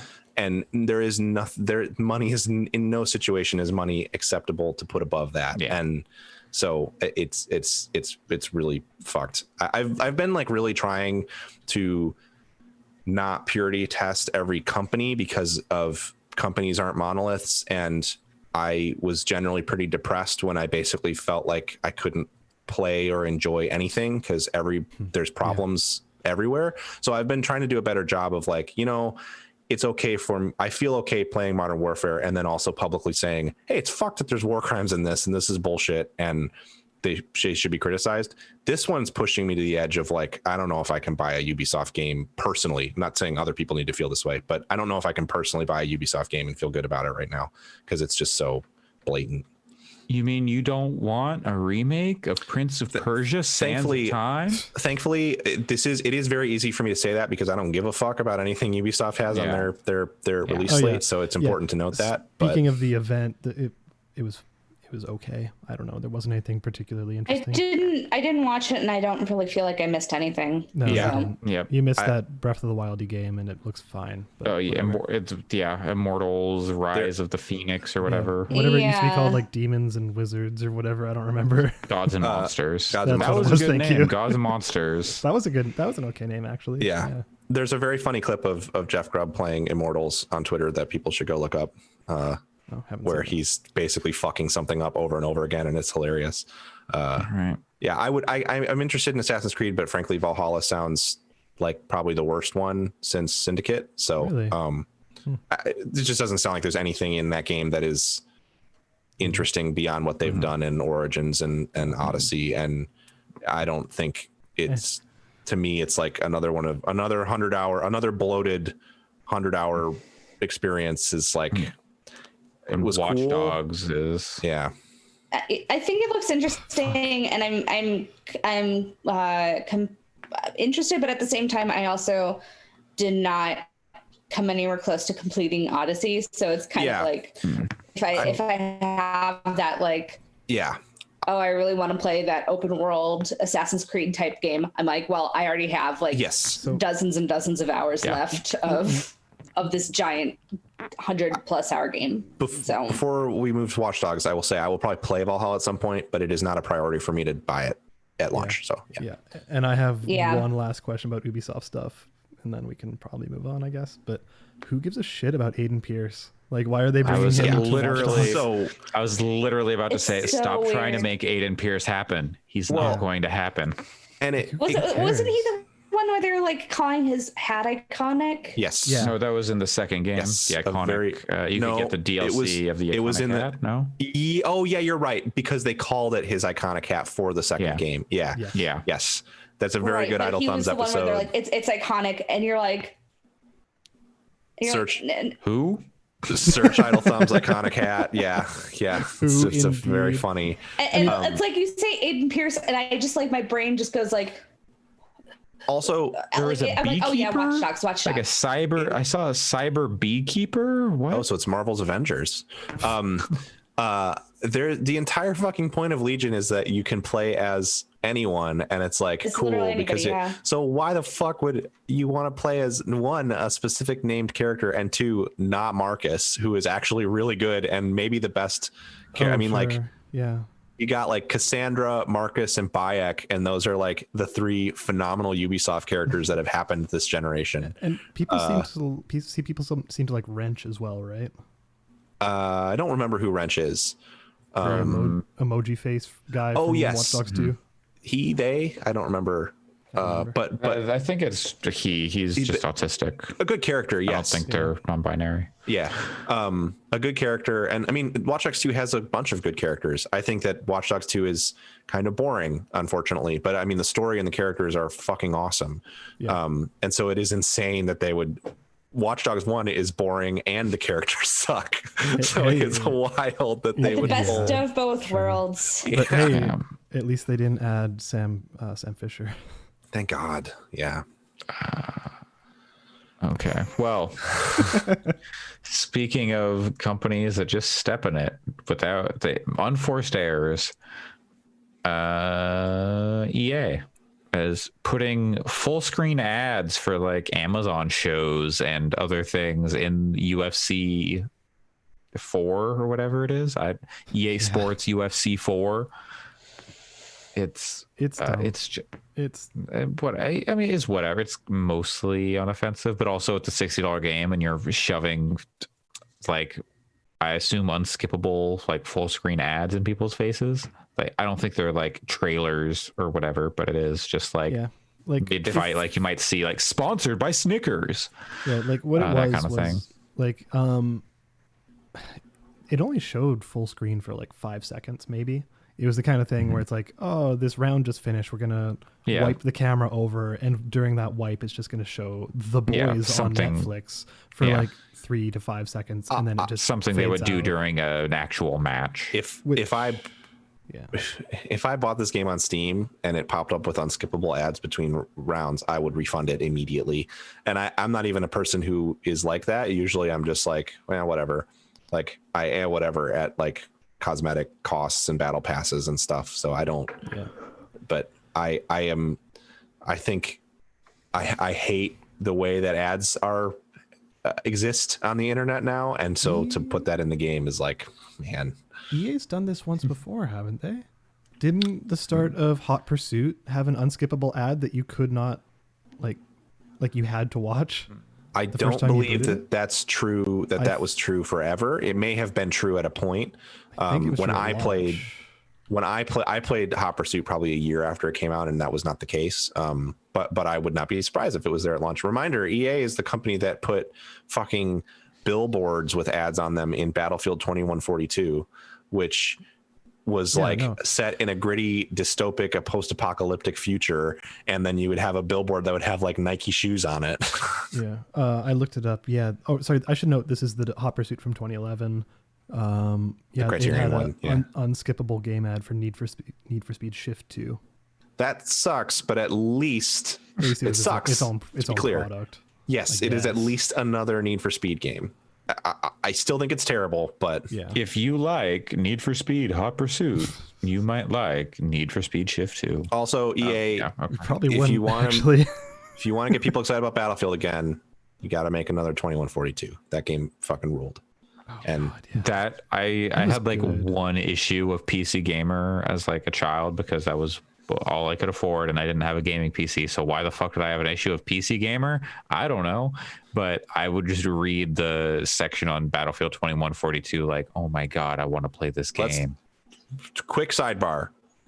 DICE, Respawn, Battlefield 2142 Part 2. Ooh. Because that game was a precursor to Titanfall in a lot of ways. And if you made Titanfall, bigger maps, more vehicles,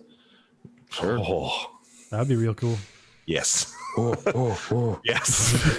Big and also big energy with that one. Oh wow. It's a me, Mario. Come on, get up. Come on, get down with the battlefield. All right. Now we got the big meaty news this week.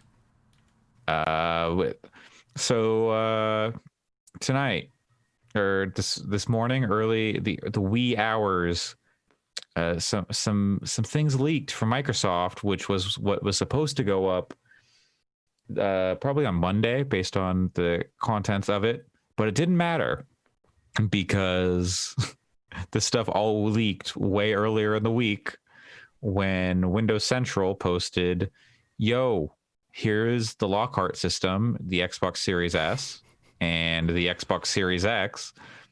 They're $299 and $499 respectively, and they're out on November 10th. Yep. And Microsoft was like, well, the response on Twitter was great. That the whatever that meme is of, I don't know what show it's from. It's like the puppet, and it like kind of side eyes, and then it'll just look straight ahead. That's all they put, and that was like probably, like, say what you will about meme culture in like corporations, but that was probably one of the best ways they could have responded. That's pretty great. They're just like, and like, you know, because Windows Central, they're focused on Microsoft stuff, and like it seemed reasonable. Like we knew there was another console. Well, it seemed the price was surprising, but it seemed reasonable. But then, like the fact that the Series S looks like a tiny boombox was people were like, "What the fuck is that? That can't be real." Yeah, it does look a little goofy. So I watched the briefing, and I decided I don't really like the Xbox consoles because they're too smooth, too clean, too angular. They're Pat, you look like you got something to say. Too rectangular. Yeah, no, please. I can't. I mean, I just can't. I don't like that. Nah, hey, well, you take it up with Microsoft. They're the ones who made these smooth rectangular boxes. These obelisks. Yeah, it's like the obelisk in the boombox. I'm into it. I like the way they look. That sounds like a really weird novel. I'm sorry. So I watched the. French. So they had all this news. We'll get to the rest of it in just a second. Yeah. But they were gonna put up like a briefing, or I don't know exactly how it was going to go out, but they had this like 30-minute video that was going to go out that leaked before the podcast a couple hours ago, and I watched it. And they after they showed the Series S, they talk about, like, the lady is like, oh yeah, they look related, like maybe they're not siblings, but like the same okay. What? That's weird. Why are you talking about the consoles being related to each other? Imagine if they were I just decided and it's Crusader Kings 3, and they're trying. I like where this is going. Yes. That's very Jack Nicholson energy. Anyway, yeah. So I don't like the way these boxes look, and apparently they're related. So then eventually, after their little meme acknowledgement, they did just come out and say, all right, here it is. You got us. Yeah, you caught us. Here is the Xbox Series S. It's confirmed. Coming November 10th. And they confirmed the $299 price point, which made it look like, hey, that Xbox Series S or Series X price point probably real at the $499. Turns out. And like a day later or something, I don't know. Later, they was like, yeah, okay, here you go. It's confirmed. You can get them both. They just kind of put everything out. They're like, yep, here's the date, here's the specs, here's everything. Yep. Pre-order starts the 22nd, right? Something like that. Sure. Okay. And you can finance it through do the Xbox All Access thing, which gets you 24 months interest-free financing, and you're locked in for 24 months of Game Pass Ultimate at $25 a month or $35 a month, depending on the system you get. Yeah. Which actually is cheaper than buying the console and then getting 2 years of that subscription. Yeah, I think it worked out to, like, I don't have the numbers in front of me, but like if you did it straight up, like purchase the console and then just subscribed for all those times, it would work out to like $6.99 or something like that. And then by doing the all access, it turns out to be like $6.50. So it is actually cheaper to go that route, which is weird for financing, but sure. They want to get people invested in that long term, especially with the Series S. I had to think about it. Right. Because, it's all digital, no disk drive, so you're not going to be trading games in or anything. So they've got you. I don't know. What do y'all think? It seems interesting. Yeah. I mean, it's a really good value if it can go the distance. I think the notion that they would do a pivot to this can't run this game, you got to stream it is a little, I don't know about that. Yeah. We haven't talked about it on the podcast, but there was a rumor that was fairly accurate. They had like some clock speeds wrong, but Tweaktown posted a thing and it said next gen support for the Series S, where the Series X had next gen exclusives. There's been no details on that, and they say that it's going to run all the same stuff. So maybe that was just not true, or in a few years we'll see if there's like another half step, and I don't know. Who knows? Or they pull on Nintendo and say, hey, you can develop only for the Series X if you're crazy pants. Yeah. I don't know. Who knows? I think the Series S will be extremely popular. Yes, it'll be the most. That price is really. It's good. Yeah. I've already seen people compare it to like other costs and in positive ways of like, oh, you can get a new next gen console for under $300. I think that's totally like cheaper than a jar of insulin. Yep, that's what I saw earlier. Wow. Yeah, Laura Marston, really phenomenal. She's, I believe, a lawyer for Bethesda, and a really, really phenomenal insulin addict or activist. Who it's obviously, for people who don't know, important in my home because my partner is type 1 diabetic.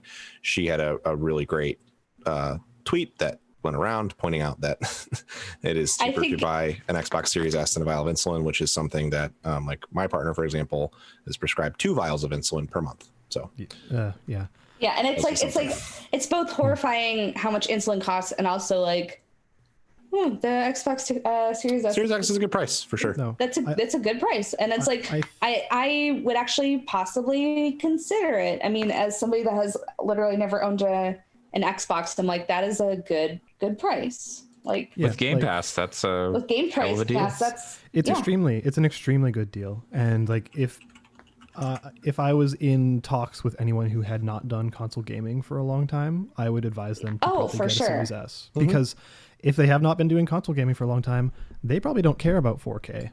Like they're probably still rocking a 1080p set. Like I'm still rocking a 1080p set. I mean, like I don't care about 4K. I have 4K television. I don't care about 4K. I would be happy to play in 1080p. Yeah, totally. Like yes, I think, like the chances of me upgrading my TV to 4K is like I don't know when that'll happen. I looked at I ran Forza Horizon 4 in 4K mode on my TV after I got it at 1X, and it was like, yeah, I get it. It's pretty. And then switch to performance mode at 1080 because it's not that. I mean, it's a noticeable difference. But unless someone is next to you playing a game in 4K and you're sitting on your couch playing your game in 1080p, I don't know. It's fairly negligible in my opinion when you consider the cost difference here. And like 120 FPS is another thing that like they've been pushing with these consoles, and most people, again, we talked about it a bit last week, I think, but like most people aren't going to use that either, like unless you're hooked up to a gaming monitor. And even then, I like the Steam stuff that came out, I don't think there's anything about like refresh rate stuff, but most people are still on 1080p. I imagine most people are on 60 FPS or 60 hertz monitors. Most people are not going to get the benefits of the variable refresh rate, of the 120 FPS, of the 4K. It's just not gonna happen. Yeah. But for the people who want it, the people who want that stuff are not gonna want the Series S, right? Like, but they're pushing it on that. I don't know. It's interesting. Yeah, because they're targeting like a very hardcore gamer demographic. Yeah, and it's all buzzwords. So people go, "Oh, it does 120 frames per second." Well, that's more than 60. So I guess we'll get that one, even though their TV is only going to do 60 frames per second. Mm-hmm. So yeah, I think it's a strong move, and I hope Sony has something to respond with, but we'll see. Yeah, reportedly they were caught off guard by the price, so we'll see. But one last thing that they announced was that EA Play will now be part of Game Pass Ultimate or PC Game Pass. Oh, I didn't know. So PC Game Pass too. That's cool. Yeah.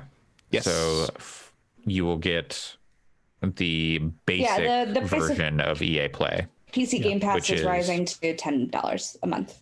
Yeah. Yes. And you can do some shenanigans if you cancel your subscription and then extend and then cancel and then extend and then cancel. And you can just like stack up $5 months. So do that ASAP, because I think it's the 17th that it's going up to $10 a month. Still a good deal, but not as good of a deal as $5 a month. What I will say that I did not understand at first when this was announced, there are 2 tiers of EA Play. Yes. There's EA Play and EA Play Pro. Game Pass is going to include EA Play, which is still cool. It has a lot of their newer games like Plants vs. Zombies, that new thing. It has Need for Speed Heat on it. It has Battlefield 5. It has Anthem, if you want to play Anthem. But it has last year's sports games and only a trial of current sports games. And I think it doesn't have Jedi Fallen Order in it. So like it is a way for them to say, oh, this one is one that we want you to have to pay for. So they put that in EA Play Pro, and that is not included with Game Pass. So I think that's still more games. It's still good. I'm not saying it's not something to be excited for if you have Game Pass. It is just it is a little unclear at first what the differences in their tiers are, because EA they called it EA Origin Access, and then they called it like they've had like different naming conventions. They added the Pro version, and then they changed it from Origin Access or Origin Premier Access. Premier. They had like the PC and the consoles had different names. Now it's just EA Play, which is good that it's simplified, but it also is a little it's confusing. It was confusing to me at first because I heard they were unifying it, and I thought that meant there was one thing called EA Play now when there are still 2 tiers. So I had the same thought. And it is slightly frustrating to me. I don't care that much, but it is slightly frustrating to me that like if you have Game Pass, I don't know that you can just pay an extra $5 and upgrade the Play part to Play Pro. I think you would still have to pay $15 as a separate sub. Yeah. So something cool they did was they said that what was it that like if you were subscribed to EA Play and also had Game Pass, they were going to credit you with like 3 times whatever it was worth, like a 3-to-1 ratio. I don't know. I'm pretty sure they said. Really cool. they're doing a make good of some sort. I'm not sure. Yes, there's converting your time to Game Pass Ultimate or Game Pass whatever time, I think. So I don't know. Yeah, which is good. It's cool. It's still a cool thing all around. I think Microsoft is being real fucking kick-ass right now. Like the past year, maybe 2. Basically since Phil Spencer has been like a big name there. Like I think it took a long time to turn that ship. I think if the reason I mentioned the Pro thing versus Play, I think if it had current sports games, that would be a fucking knockout punch. That would just be like, totally would be. That would be like, if you care about Call of Duty and sports games, you should buy an Xbox, and which one you buy is just dependent on what your budget and your desires are. But like, I would say that for sure that would be the way to go. But if without current sports games, it's just a cool add-on that is nice to have. If that's all you want, get a Series S and you'll be fine. Yep, which I still think that's probably true, but it's even it would have been wild if you didn't even have to buy any of those games. I mean, I guess you'd have to buy Call of Duty still, but So we've got some breaking news. Oh no. There's an image of it in our group chat, so you guys can contextualize. But Cheska is playing Final Fantasy XIV, and there is a way to name your chocobos in whatever the casino thing. And from the bank of words, she made "fucks dragon." Very good. Okay. Yeah, wonderful. So, that's very important. Thank you, Cheska, for being great. I'm excited. That's okay. Well, breaking news indeed. Down here, I see that I think that's it for the Xbox stuff. Is there anything else we missed with that? I think that was it. All just kind of came out and was like, oh, a fun fact is like back in like June or July, they did a thing with Phil Spencer, and he just had a Series S like sitting on his shelf. Right, that was cute. It was like sandwiched between some things, like so there's like no way anyone would have been able to tell. You couldn't even see like the vent. Yeah, it looks like a tissue box in that video. Like between that and what's his name? Dude from Nvidia. I can't remember his name right now, but pulling the thing from the 3080 from behind the spatulas because it was there the whole time. Jensen? Is that his name? Yeah. I can't remember his full name, but or how 3090s have been hiding in your window AC units for the last 30 years. Hiding as window AC units. The joke being they're enormous. Yeah. Oh. Sorry for any listeners who don't. God. Tim the Tool Man here to install your 3090. Yes, you're gonna need them, and you're gonna need a mounting bracket.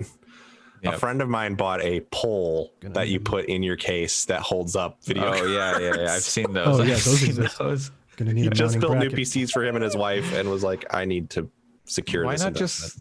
I mean, I guess if you're not like upgrading a case, but just get like a horizontal case.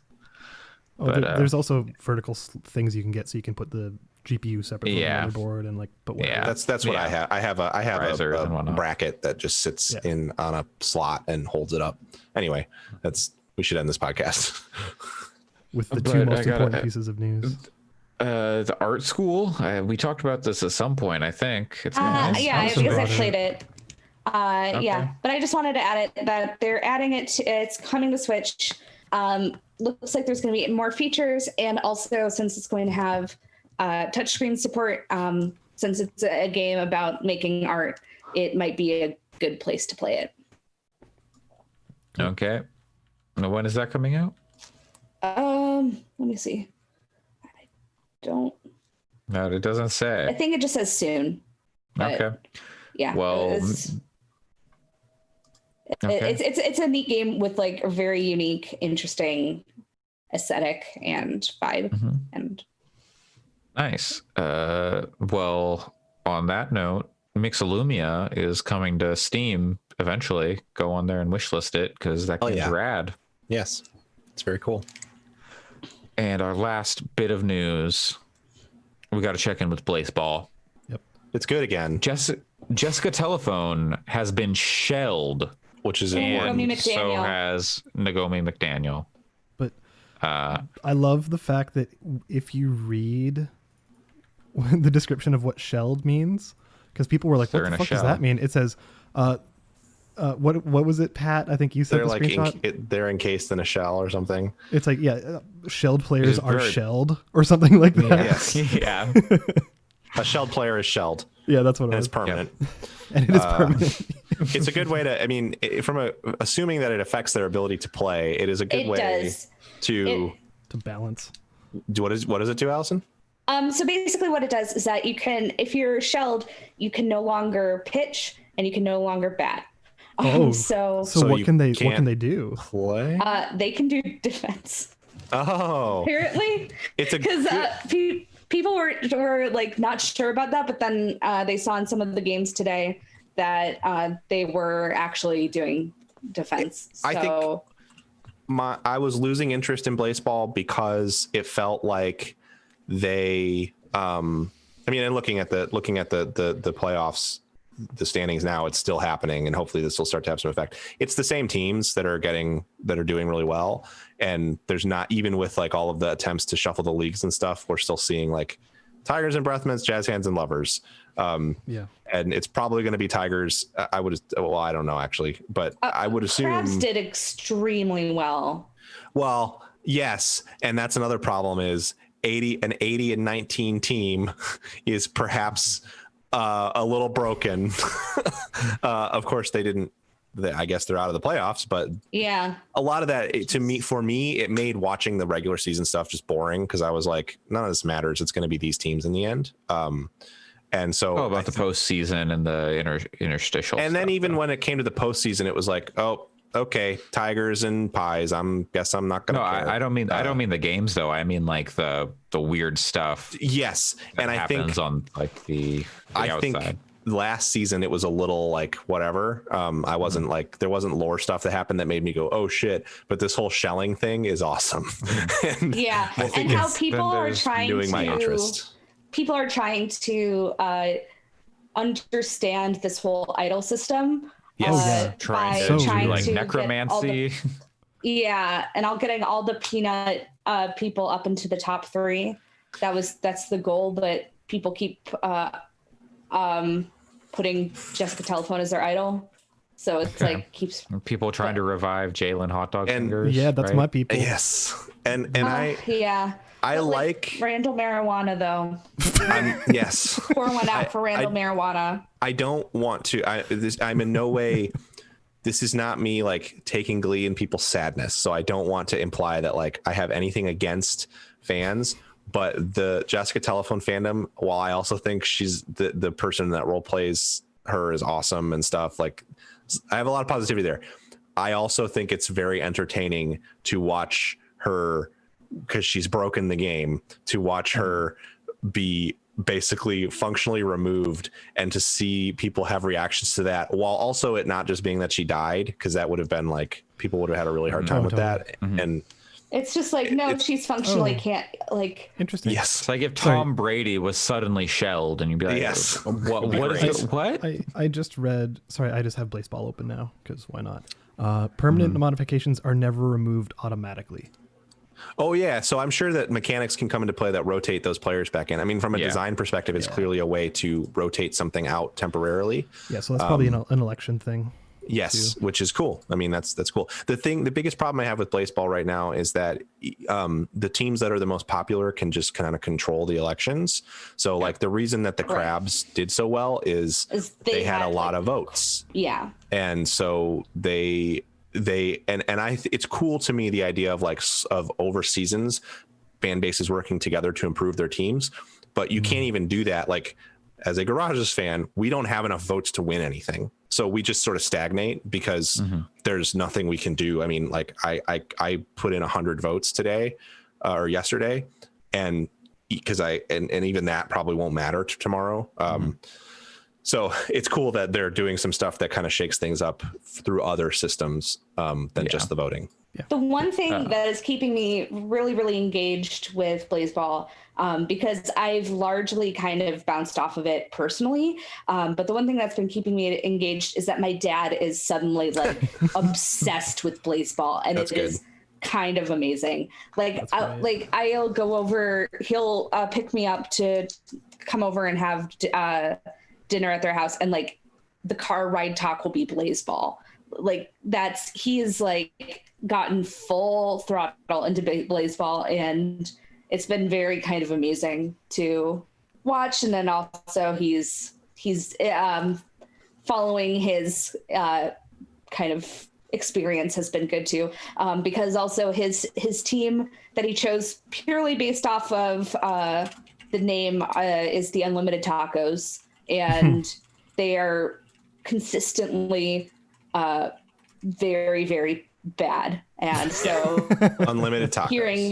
Hearing their fandom has been very fun, because last season apparently they were actively going for getting 72 losses, and that was like their goal. And I want more a season surpassed that.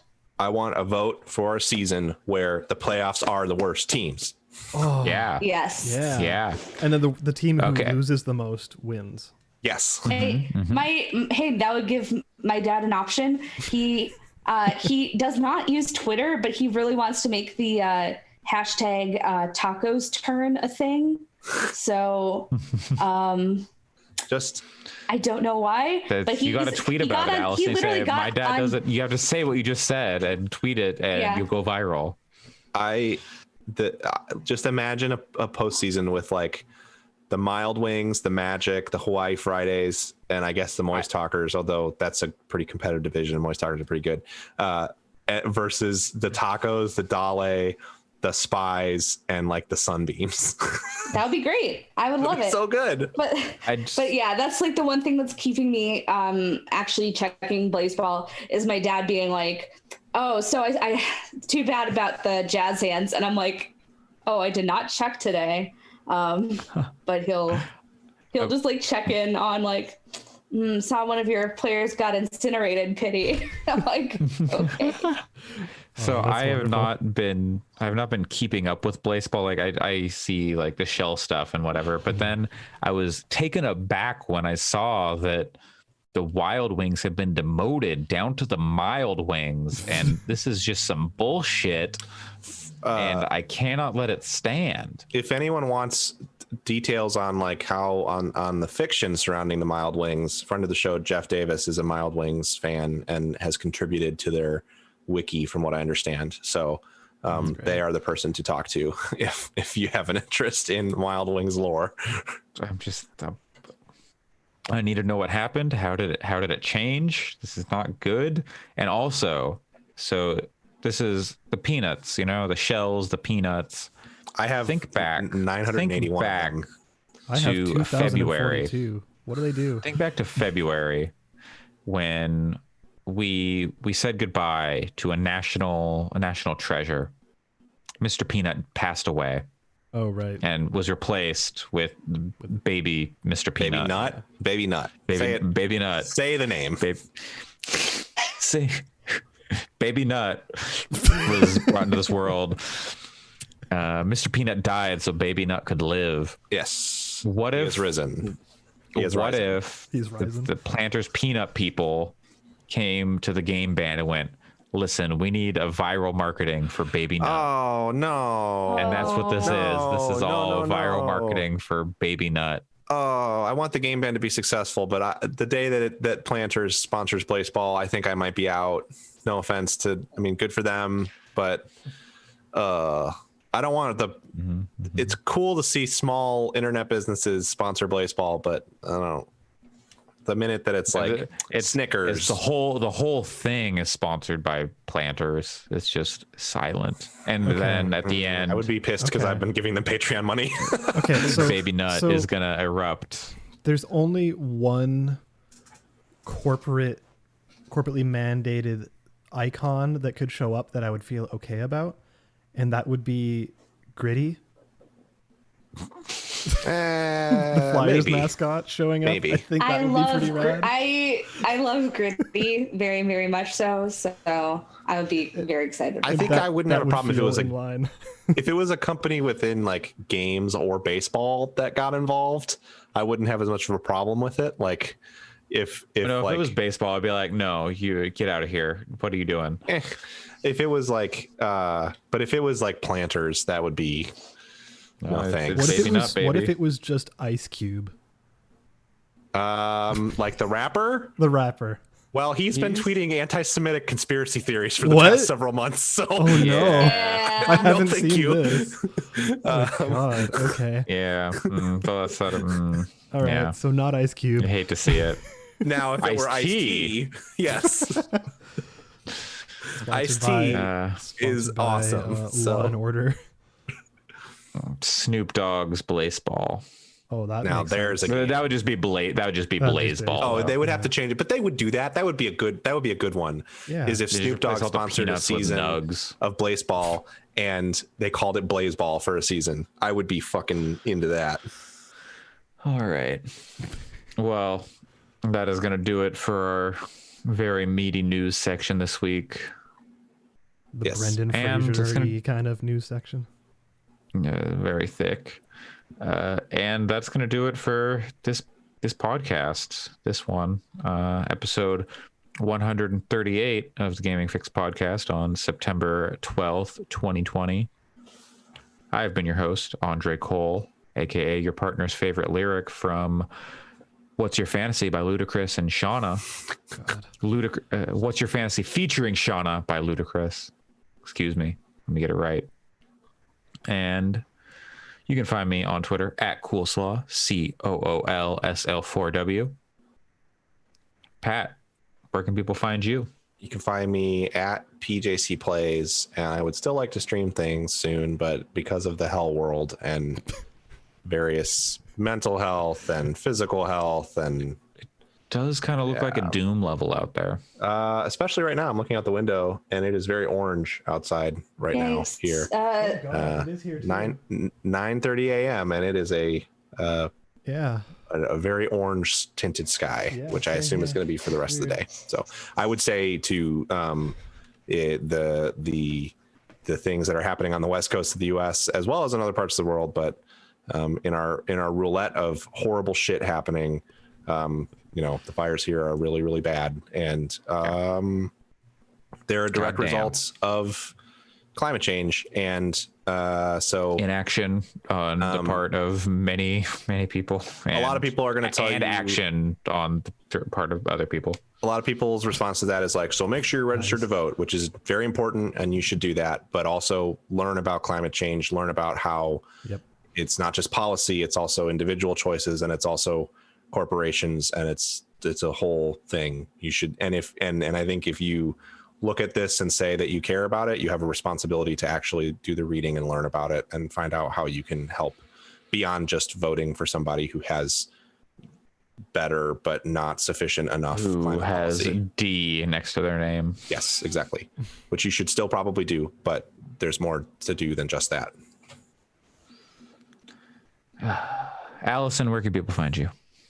You can find me on Twitter at WRITERSERENYTY.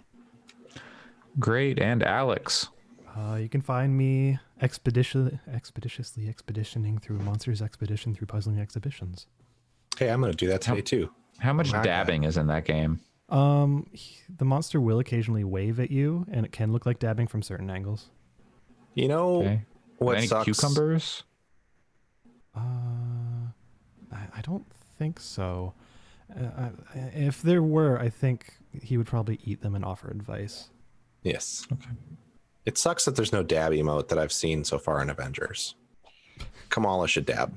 Probably. She 100% that would dab. be the only one I would accept is Kamala. Also, Tony should dab. Let's be honest. Oh god, yeah, maybe. He says all I do is win at times. Yeah. But you know what you know what that means. What he doesn't do. Oh, I know. We've been through this. We've been over this. Just when you're done looking up information about climate change, search all I do is search what does DJ Khaled not do? Oh, of course. There you go. I forgot there it was you DJ go. Khaled. Bye everyone. Stay wet, gamers. Still? Indeed. Always. Stay Brendan. Especially now with these fires on the West Coast. I was going to say, wet. Get wet, gamers, and come to the West Coast. Spread your wetness around the environment. Smash players are already doing their part. Oh, God. Abstaining from showers. I thought you were going to talk about something else. Never mind. Okay. Bye. Goodbye, Bye, everybody. Bye.